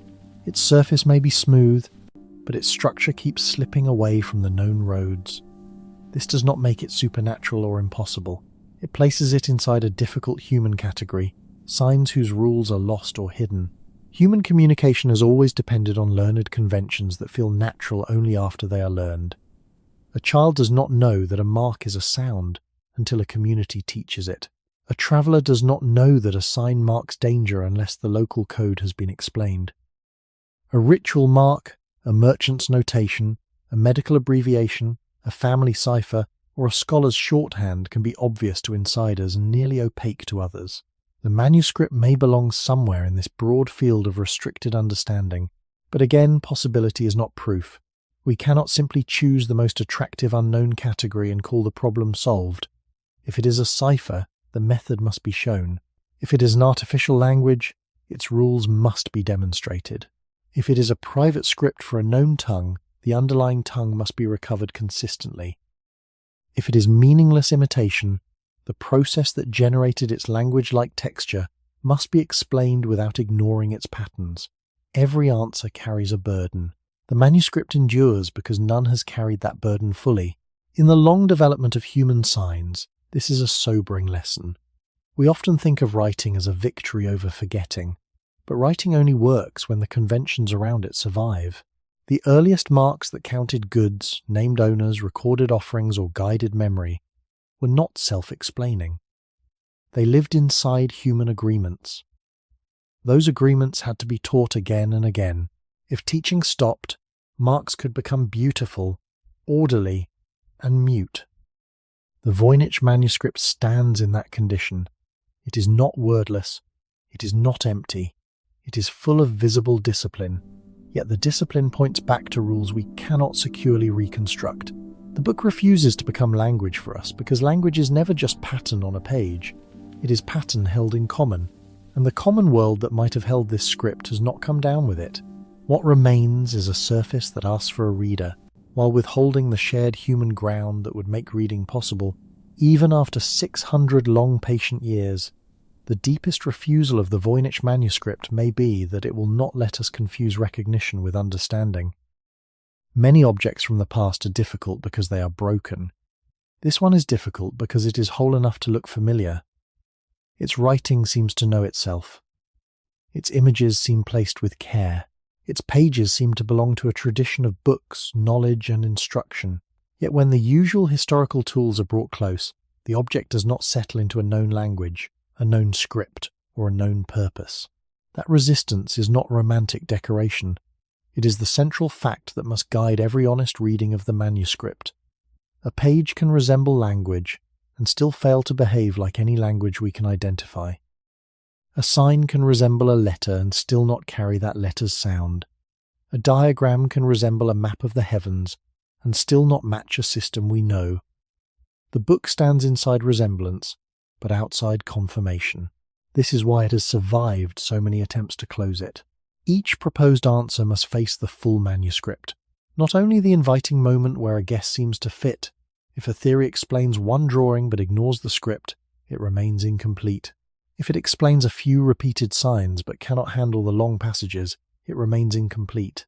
If it depends on forcing every image to match a desired story, it becomes less a translation than a mirror of the interpreter. The manuscript teaches restraint because it punishes certainty that arrives too early. In the longer history of human communication, this restraint is not weakness. It is part of how knowledge stays honest. Our species became skilled at passing memory from one body to another, but that skill always depended on shared rules. A sound meant something because a group recognized it. A mark meant something because someone had learned how to use it. A book meant something because readers knew how to enter the page. This began long before libraries, around fires, in shelters, beside rivers, and across fields. Human beings learned by repeating what others had shown them. Meaning lived between people before it lived on parchment. The Voynich Manuscript seems to have lost that entrance. Perhaps the entrance was once obvious to a small circle. Perhaps it was hidden by design. Perhaps it never opened into ordinary speech. We cannot know yet. What we can know is that the manuscript exposes the difference between a preserved object and a preserved meaning. The object has crossed centuries with unusual force.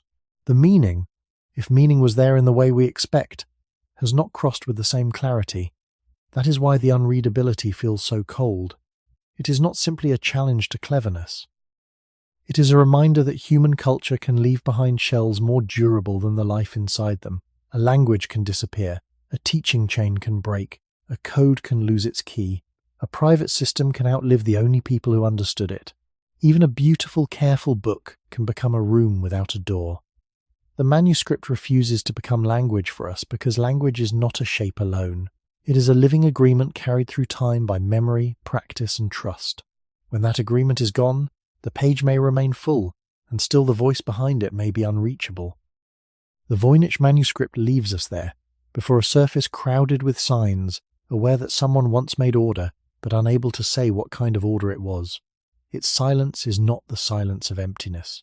It is the silence of a bridge whose stones are still visible, while the path across has been forgotten. For 600 years, the manuscript has not been silent because no one looked at it. It has been silent in the stranger sense. Many people have looked, many have tried, and still, no reading has become secure enough to change the book from mystery into text. That long history of failed reading is not a story of foolishness. It is a story of changing tools meeting the same resistant object. Earlier owners and scholars lived in a world where strange books could be collected, compared, suspected, valued, or misunderstood. Later, experts in languages, scripts, medicine, plants, astronomy, and cryptography brought different kinds of attention. In modern times, computers have added new forms of counting, pattern analysis, and statistical comparison. Each generation has approached the manuscript with the best habits it trusted. The result has not been a shared translation. This is important because the manuscript is often treated as if one brilliant guess should be enough. But a real reading must survive repetition. It must explain not only one page, but the stubborn sameness and difference across the whole object. It must work when excitement fades and ordinary lines are tested. The history of attempts to read the manuscript shows how hard that standard is. A person may find a possible word beside a drawing and feel the door opening. Another may compare the script to a known alphabet and see familiar shapes. Another may search for a cipher and believe that a hidden method is beginning to show. Yet the manuscript has repeatedly absorbed these efforts without giving up a result that can be used by others with confidence. This does not mean the attempts were worthless. Failed readings can still teach. They show which paths are weak. They reveal how easily the human mind reaches for patterns it wants to find. They remind us that the past cannot be forced to speak just because we have become impatient. In the deeper human story, this patience matters. Our species learned by trying, failing, adjusting, and trying again. A stone tool tradition did not become stable because every first blow was correct. Plant knowledge did not grow because every guess was safe. Navigation, counting, healing, and language all depended on correction over time. The study of the Voynich Manuscript belongs to that same slow discipline. The difference is that here the correcting voice may be gone. In a living tradition, a teacher can say, "No, that mark means this, not that." In a dead or hidden system, the page itself must carry the burden of correction, and the page may not carry enough. This is why 6 centuries of attention have not solved the problem in the simple way we might wish. The manuscript offers evidence, but not an answer key. It offers patterns, but not a bilingual bridge. It offers images, but not captions anyone can read. It offers material age, but not a name for the person who made it. The failure to read it is therefore not only an intellectual defeat, it is also a lesson in how meaning depends on continuity. When a community keeps a script alive, even ordinary children can learn what distant experts cannot recover after the chain breaks. A mark that was simple yesterday can become impossible tomorrow if the readers disappear.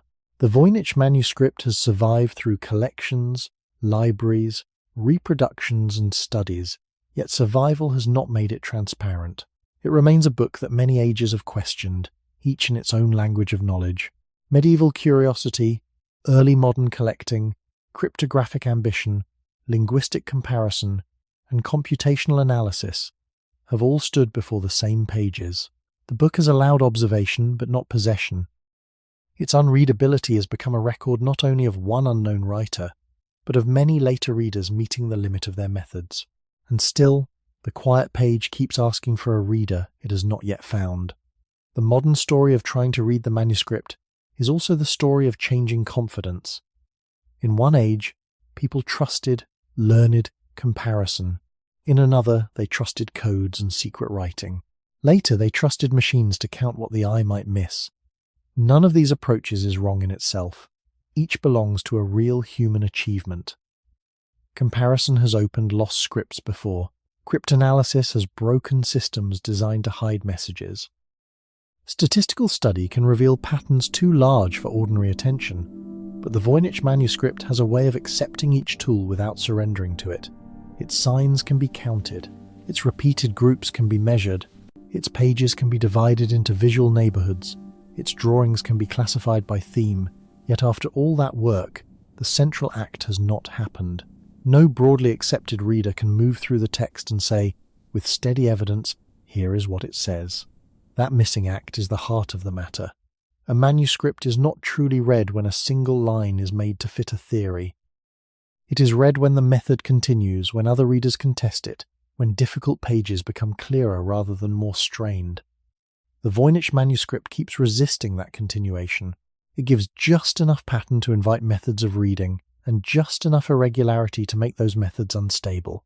This is why its history is filled with proposals that sound possible at first, then weaken under pressure. Some have imagined a hidden natural language. Some have looked for elaborate cipher systems. Some have suggested shorthand, artificial language, coded medical knowledge, or meaningless text shaped to imitate language. These are not equal as conclusions, and none should be accepted merely because it sounds interesting. Each must explain the manuscript better than the others, and each must answer the full weight of the pages. So far, the book remains ahead of them. This long failure is not empty. It teaches something about the difference between information and understanding. Modern readers can possess images of the manuscript in extraordinary detail. They can zoom into letters, compare pages, count frequencies, and share theories across the world. In that sense, we have more access to the object than almost anyone in the past. But access to the surface is not access to the system. Human knowledge has always lived inside systems of use. A word is understood because it belongs to speech. A recipe is understood because someone knows the materials. A calendar is understood because a community knows what the marks measure. A cipher is understood because someone holds the key or can reconstruct it. Without the system, information becomes a field of signs waiting for relations that may no longer exist. This connects the manuscript to the oldest human problem of transmission. One generation can work hard to preserve a practice, and another generation may still lose it. A healing method can disappear if the apprentices die or the language changes. A ritual can lose meaning when the story behind it is forgotten. A route across land can vanish when no one walks it. Writing was meant to protect against this loss, but writing itself depends on transmission. The Voynich Manuscript is a quiet example of that dependence. It has not been ignored. It has been approached again and again by minds trained in different ways. But the book does not reward effort, simply because effort is sincere. It asks for the right relation between mark, rule, and meaning. Until that relation is found, 600 years of looking remain visible around it like footprints circling a locked garden. The long history of failed reading should not make the manuscript smaller, it makes it more serious. A shallow puzzle usually weakens when many minds return to it. Someone notices the trick, the hidden rule, the copied source, or the ordinary explanation. The Voynich Manuscript has been examined through many such expectations, and still it remains difficult in a way that is not easily reduced. That does not mean it is beyond human understanding. It means that the right kind of understanding has not yet been demonstrated. This distinction matters. A mystery is not proven profound simply because it is unsolved. Some things remain unsolved because evidence is missing, damaged, misleading, or too limited. The manuscript may belong to that class. It may not be guarding a grand secret. It may be preserving a broken system, a lost convention, a private method, or a carefully made imitation whose original purpose is no longer recoverable. But even if the final answer were modest, the difficulty would still be meaningful, because the book has exposed the limits of many forms of knowledge. It has shown that scholarship needs more than intelligence. It needs anchors. A language needs comparison. A cipher needs patterns that can be tested. A picture needs context. A historical object needs a chain of ownership, use, and interpretation.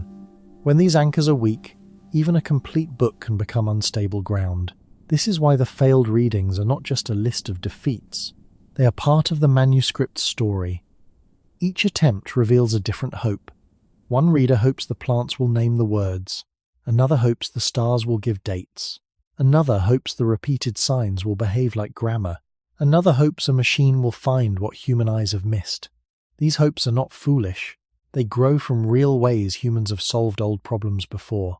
Lost scripts have sometimes been read again. Ancient languages have sometimes been recovered. Codes have sometimes been broken. But every successful recovery required some bridge between the unknown and the known. The Voynich Manuscript has not yet offered a bridge strong enough to carry all its pages.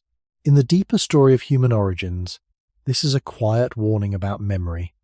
Our species did not become wise by storing information once and leaving it alone.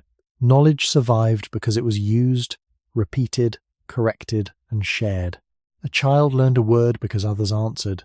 A path stayed known because feet kept walking it. A plant name stayed useful because someone gathered the plant again and taught the difference between one leaf and another. Even writing, which seems so stable, still depends on living renewal. The manuscript appears to be a record from a world where some renewal failed. The pages survived, but the agreement needed to read them did not. 6 centuries of readers have tried to rebuild that agreement from the outside. They have brought curiosity, skill, pride, caution, and sometimes overconfidence. The book has answered them with patterns, but not with speech. This is why its silence feels different from emptiness. Empty pages would not have held attention for so long. Random marks would likely have collapsed under examination. The Voynich Manuscript holds attention because it behaves as if there is something to understand, while refusing every premature form of understanding. It teaches a patient lesson. The past is not a sleeping person who will always wake when called. Sometimes the past leaves a body behind without the voice that once belonged to it. Sometimes the future inherits the vessel but not the use. The manuscript remains in that condition, surrounded by centuries of effort, neither solved nor dismissed. It stands as a reminder that human beings can preserve a book and still lose the reader, preserve the signs and still lose the rule, preserve the surface and still lose the way in. Theories about the Voynich Manuscript are tempting because each one offers a different kind of relief. A lost language would make the book tragic, but familiar. A cipher would make it secret, but solvable in principle. A private notation would make it personal, but still purposeful. A meaningless imitation would make it less like a message, but more like a performance of knowledge. Each possibility gives the mind a shape to hold. The danger is choosing the shape too early. The manuscript has survived many confident explanations because confidence is easier to produce than proof. A theory must not only sound possible, it must account for the material book, the regular script, the strange distributions of signs, the illustrations, the age of the parchment, and the absence of any accepted reading across the whole text. This is why the safest way to approach the theories is not to rank them by drama, but to ask what each one would need to explain. If the manuscript records a natural language, then we have to ask why that language has not been recognized through repeated patterns, grammar, names, or comparison with known families. It may be written in an unfamiliar script. It may represent a language with little surviving evidence. It may use unusual spelling or abbreviation. These are possible, but possibility is not enough. A natural language normally carries pressures that can be detected when enough text survives. Common words recur. Grammar leaves habits. Names, numbers, and repeated phrases often create footholds. The Voynich text gives repetition, but not yet the kind of foothold that has opened into an accepted language. If the manuscript is a cipher, then another set of questions appears. Medieval and early modern people did use secret writing, and hidden communication is not an impossible idea. A cipher could explain why the page looks ordered while resisting ordinary reading, but a cipher also needs a method. It must explain how the signs were generated, why their patterns look the way they do, and why the system produces such unusual word-like forms across so many pages. A simple cipher seems unlikely to be enough, while a complex one would require a level of design that must still be demonstrated rather than assumed. If the manuscript is a private system, the problem becomes more intimate. A person or small group may have created signs for their own use, perhaps to classify plants, bodies, stars, or procedures in a way outsiders were never meant to share. Human beings have often made restricted systems of knowledge. Families, trades, religious groups, healers, merchants, and scholars have used signs that made sense only inside a circle. This possibility fits the idea of a broken reading community, but it leaves us with the same hard question. What were the rules of the circle? And can they be recovered from the page alone? In the long history of human origins, such small circles mattered deeply. Knowledge often began locally, with people who knew a landscape, a craft, a ritual, or a method of healing. If they did not teach it onward, the knowledge ended.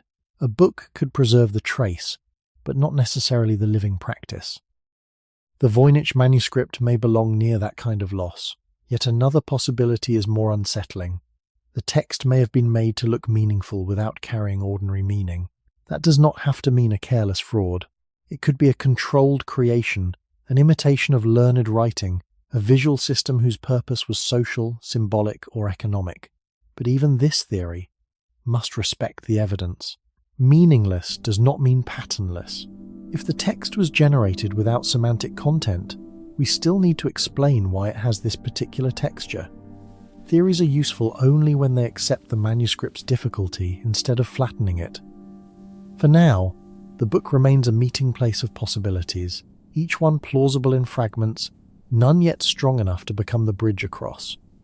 A theory becomes attractive when it explains the feeling of the manuscript before it explains the manuscript itself. This is why the idea of a lost language can be so powerful. It gives the unreadable text a human sadness. We imagine a voice that once belonged to a people, a place, or a small community, then disappeared when that chain of speakers ended. Human history has known such losses. Languages can weaken, split, merge, or vanish when communities are absorbed, displaced, reduced, or transformed across generations. A language does not die because its sounds are weak. It dies when the human relationships that carry those sounds are broken. In that sense, a lost language theory fits the emotional shape of the Voynich Manuscript very well. The book looks like speech after its speakers have gone. But emotion is not evidence. To support such a theory, the text would need to show patterns that can be tied, carefully and repeatedly, to a language or language family, even if that language is poorly known. So far, no such identification has been accepted broadly. The manuscript may look like a voice, but looking like a voice is not the same as preserving one. The cipher theory offers a different comfort. It suggests that the meaning is not dead, only hidden. A cipher turns silence into intention. It lets the reader believe that someone deliberately placed a veil over ordinary words and that the veil might one day be lifted by the right method. This is appealing because ciphers are made to be solved, at least by someone. They belong to the human world of secrecy, power, caution, and private exchange. Medieval and early modern people did use hidden writing, especially where politics, learning, trade, or personal security made concealment useful, but the Voynich manuscript does not become a cipher simply because it resists reading. A cipher must still produce a text whose structure can be explained. If the system is simple, its patterns should often betray it. If the system is complex, the explanation must show how such complexity was made and why the resulting script behaves as it does. Without that, the word cipher becomes only a name for our ignorance. A private notation may be more modest. It does not require a whole lost people or a grand secret.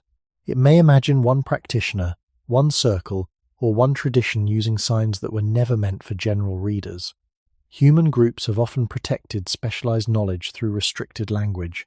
A healer may use names outsiders do not know. A craft may keep marks that belong only to the workshop.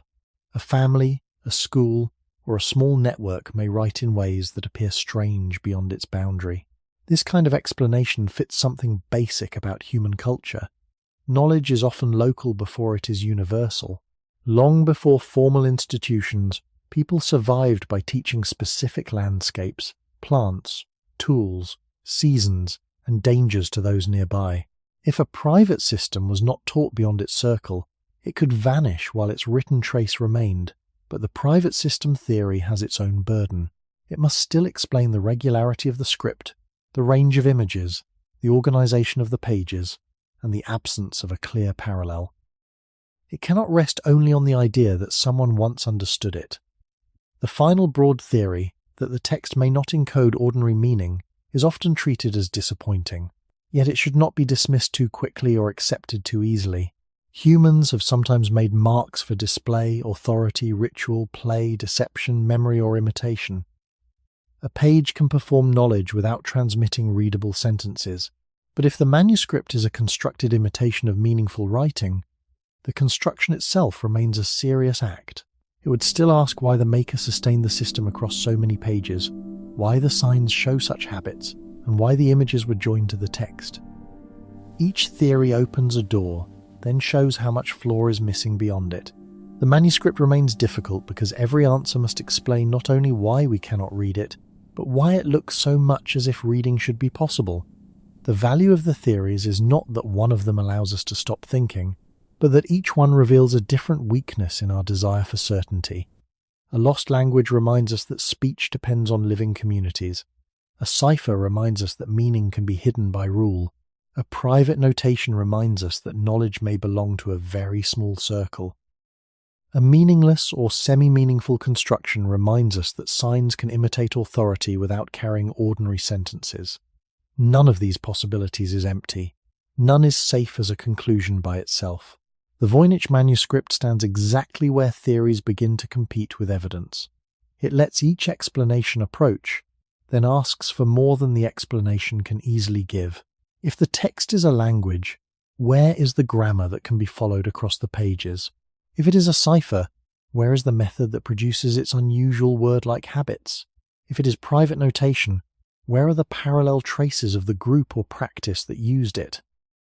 If it is imitation, why does the imitation remain so structured, so sustained, and so carefully joined to images? These questions do not close the matter, they keep it honest. The manuscript has often been harmed, at least in public imagination, by answers that arrive too quickly.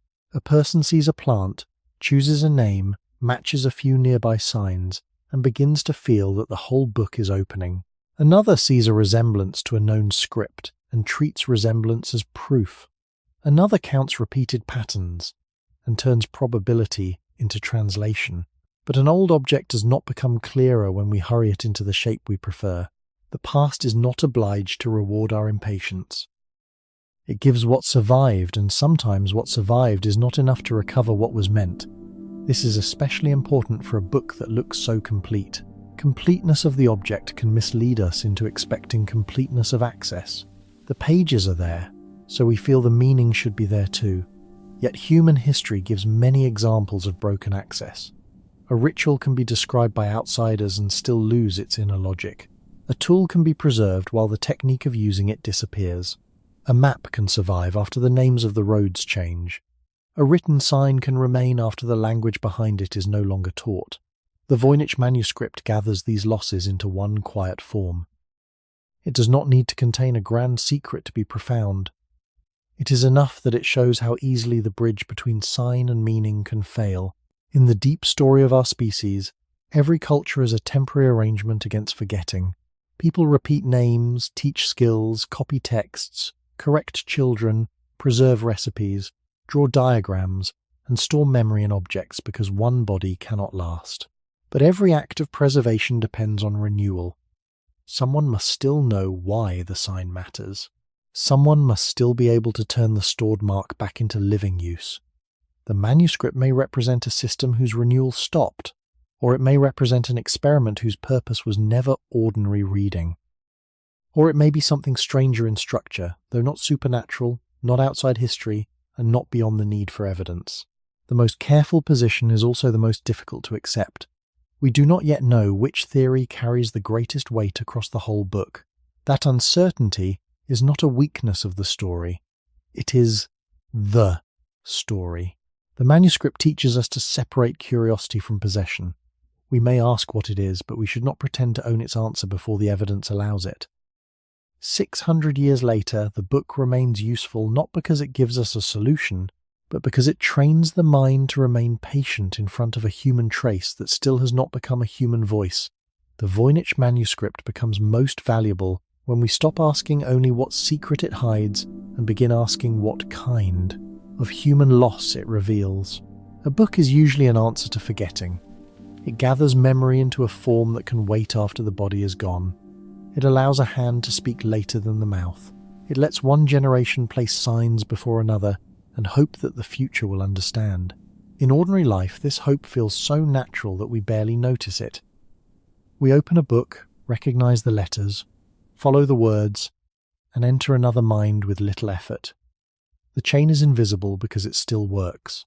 The Voynich Manuscript makes the chain visible by breaking it. The pages survived.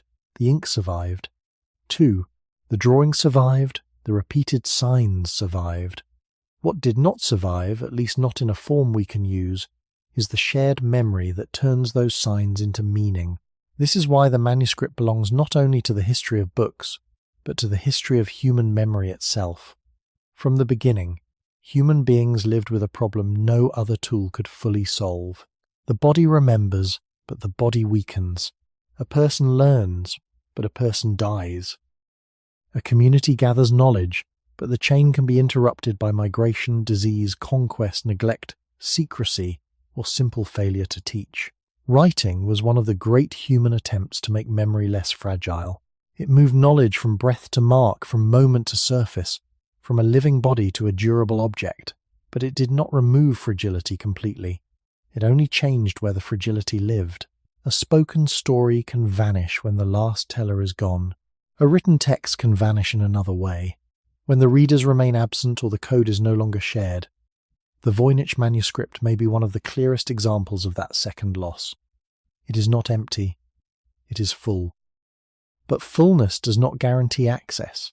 A room can be full of objects and still have no door. A page can be full of signs and still have no reader. That thought is quietly unsettling because it touches every culture, not only this one manuscript. Every human group has things that feel obvious while the group is alive. Names, gestures, jokes, warnings, rituals, measurements, recipes, local plant knowledge, private marks, family memories, professional shortcuts. Much of this knowledge does not explain itself. It lives through use. It is repeated until it feels natural. When use stops, later people may inherit only the shell. In that sense, the manuscript is not an isolated oddity. It is an intensified version of a common human condition. We are surrounded by traces of people whose full worlds cannot return. Archaeology often works with this kind of partial survival. A tool remains, but not the lesson. A dwelling remains, but not the voices inside it.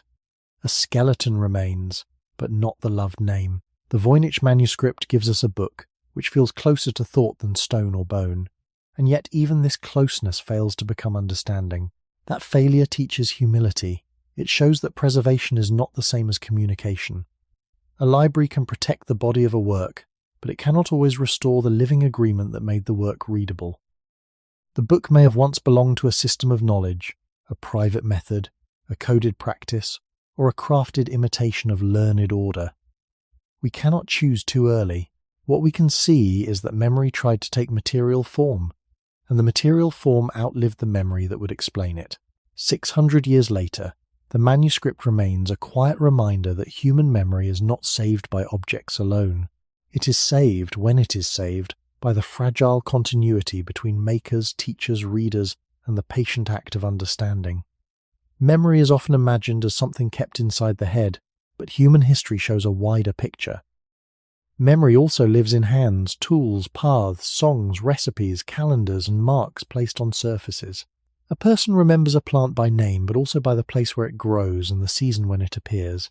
A craftsperson remembers a technique through the fingers. A community remembers time through ceremonies, harvests, and repeated stories. Writing entered this older world as a powerful extension of memory, not as a replacement for it. It allowed people to separate knowledge from the moment of speech. It made thought slower, more portable, and more durable. Yet the Voynich Manuscript reminds us that written memory still needs living support. The signs on a page do not explain themselves. They wait for someone trained to receive them.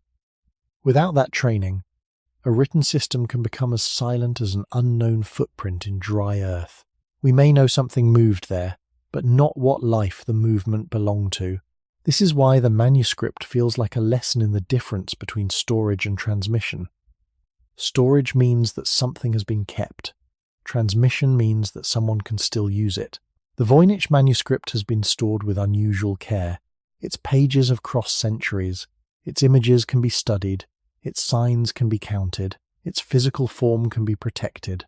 But transmission, if there was once a readable system, has failed. The reader needed by the book has not arrived, or has not been recognized. This gap is not rare in human life. Families keep objects whose stories are gradually forgotten. Villages lose the meanings of old place names. Crafts survive as shapes after the reasons for certain steps disappear. Languages leave traces in names, songs, or borrowed words after fluent speakers are gone.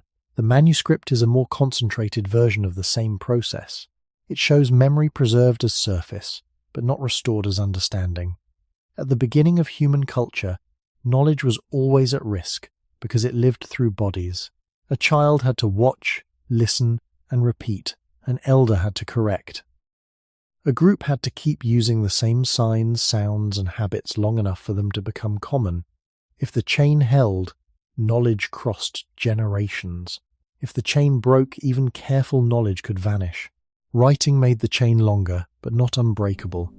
A book can wait through war, travel, neglect, ownership, and quiet shelves. It can outlive everyone who first understood it, but when it finally reaches new eyes, the old agreement may be gone. The Voynich Manuscript sits exactly in that condition. It is near enough to human communication to feel familiar, but far enough from shared agreement to remain closed. There is a calm sadness in that. Not every loss in history is a burned city or an abandoned field. Some losses are smaller and more precise. The last person who knew a mark, the last teacher of a method, the last reader of a private page. No fire is needed. The object can remain unharmed while the meaning disappears around it. This kind of loss is difficult to see because it leaves no dramatic ruin. It leaves an intact thing that no longer performs its original work. The manuscript may be such a thing. It may also be something else, and honesty requires that the uncertainty remain open. But whatever its final explanation, it has already taught one clear lesson.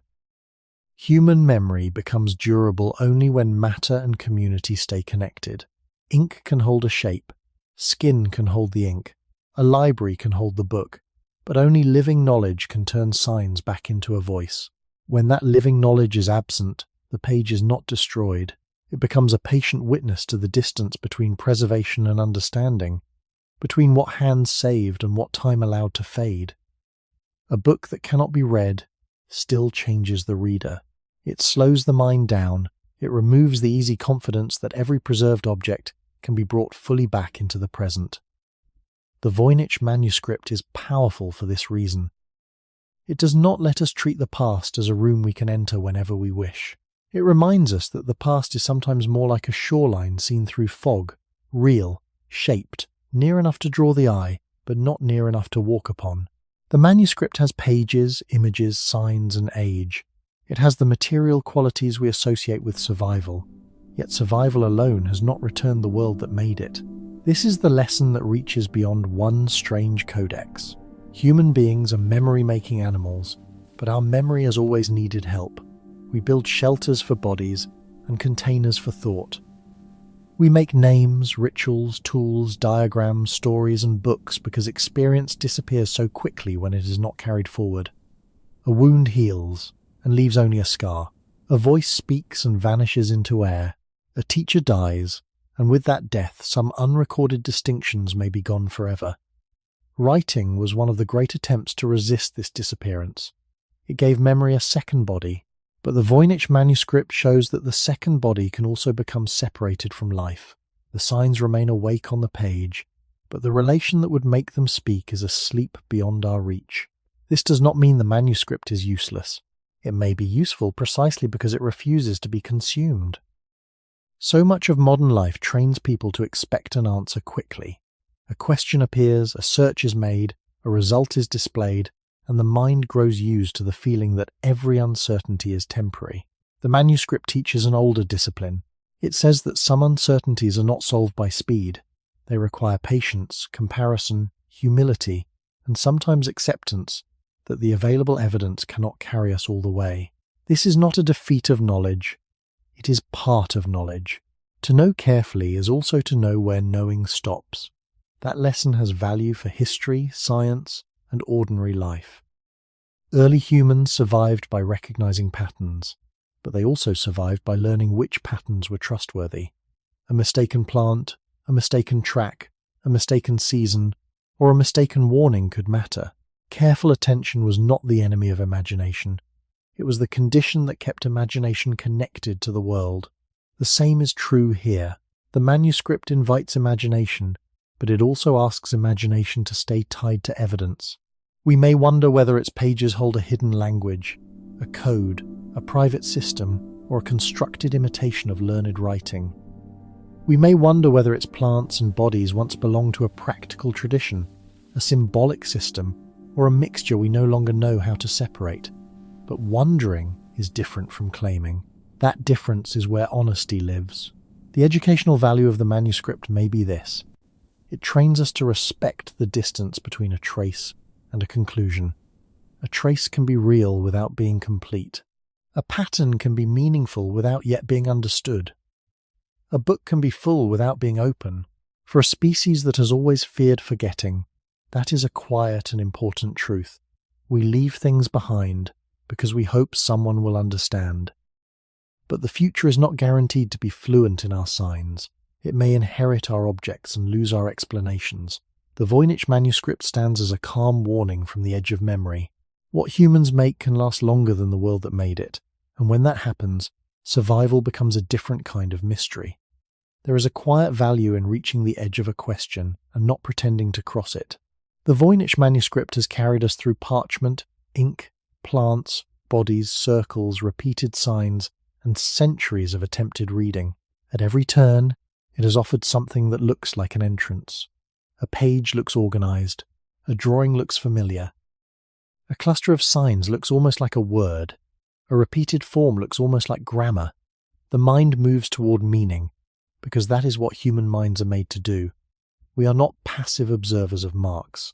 We search, connect, compare, and remember. That ability helped our ancestors recognize tracks, seasons, faces, danger, food, and the intentions of other people. It also helped us build language, teach children, preserve skills, and pass knowledge beyond one lifetime. But the same ability can become impatient. It can turn resemblance into certainty before the evidence is ready. The manuscript asks us to slow down at exactly that point. It does not reward quick possession. It does not become a known language because we want it to be one.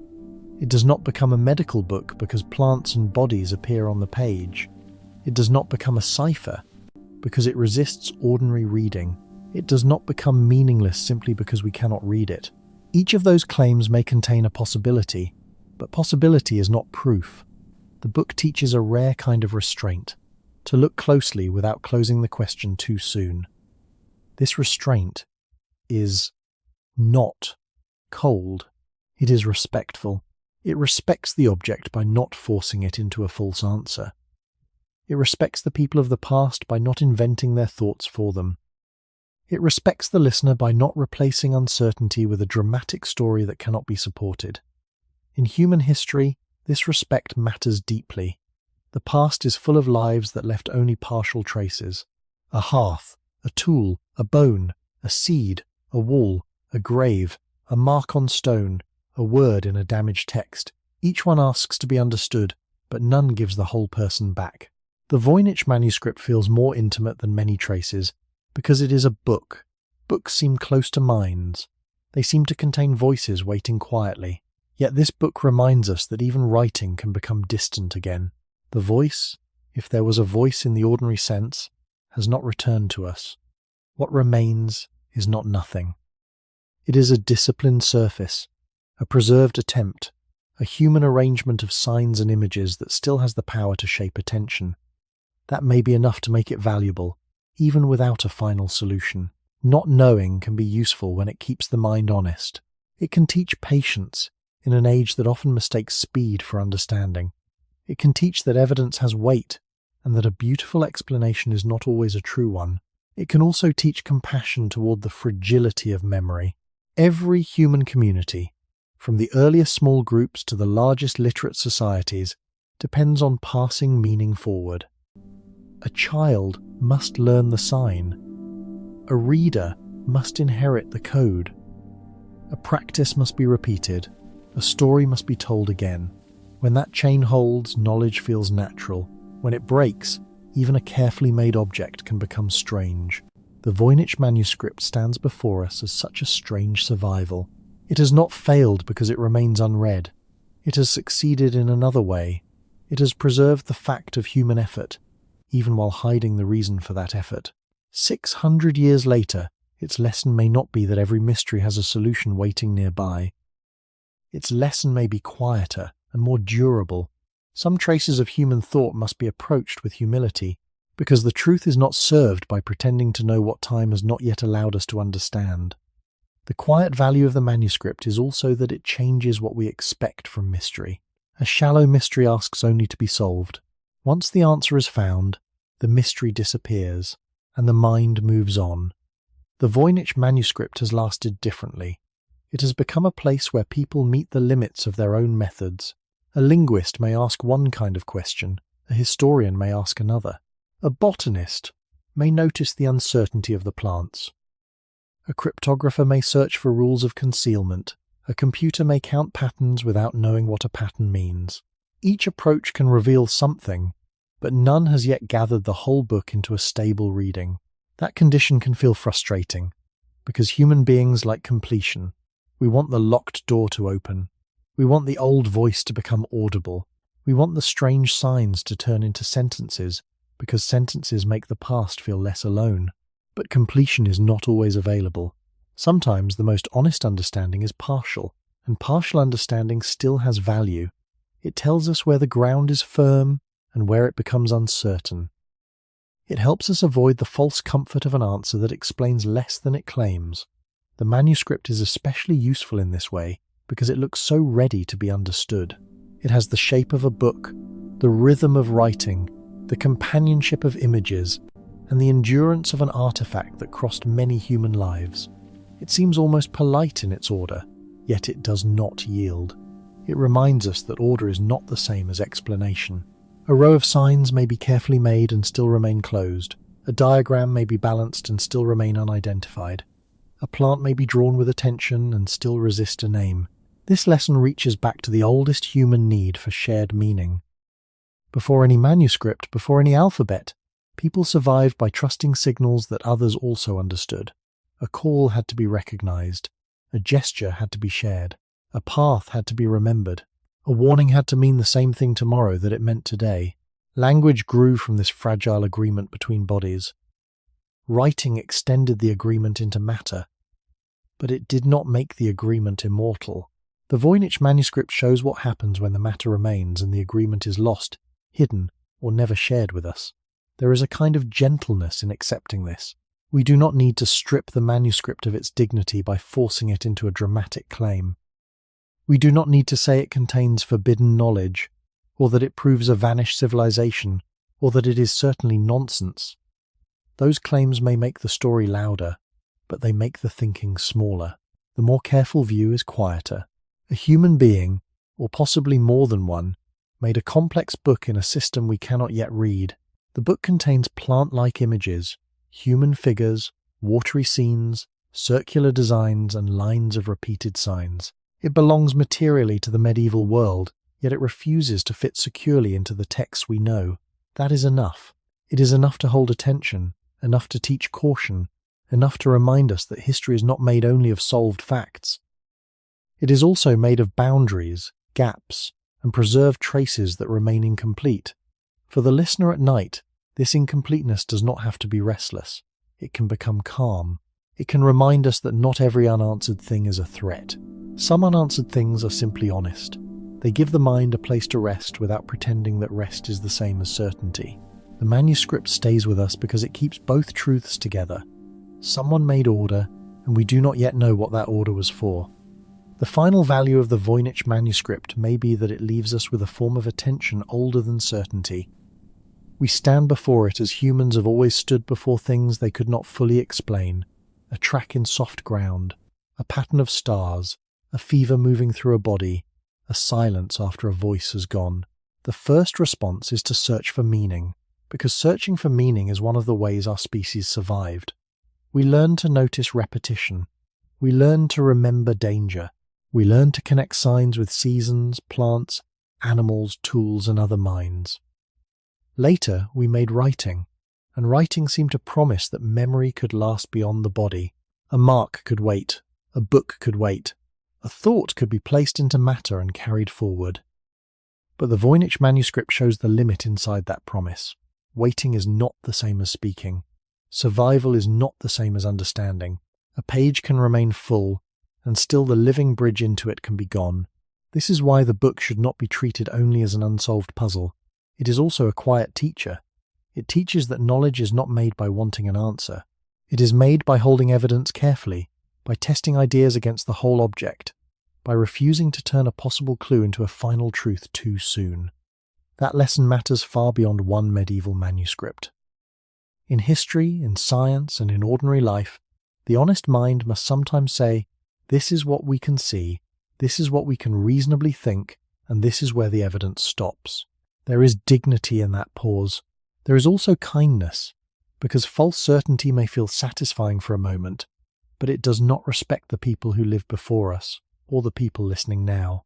The manuscript's unknown writer, or writers, should not be given invented thoughts simply because the silence feels uncomfortable. The plants should not be given false names. The bodies should not be forced into a medical claim. The script should not be declared solved because a few marks can be made to resemble familiar words. The better answer is slower. A human-made book survives, its system remains unread, and its meaning, if meaning was present in the way we expect, is still beyond us. That may sound incomplete, but incompleteness can be useful.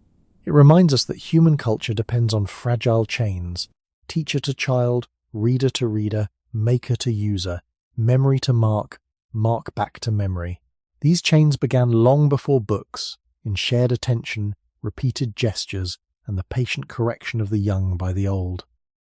They continue whenever a person explains a word, copies a recipe, names a plant, or shows another hand how to make a sign. They are ordinary, but they are the hidden structure beneath every archive, every lesson, and every sentence that still reaches another mind. When those chains hold, the world feels legible. When they break, even a careful book can become mist. The Voynich Manuscript has crossed 600 years as such a misted object, clear in shape and unclear in speech. It leaves us not with defeat, but with humility. It asks us to value patience over possession, evidence over excitement, and careful wonder over easy answers. Perhaps that is the message we can safely take from it without pretending to read the unreadable.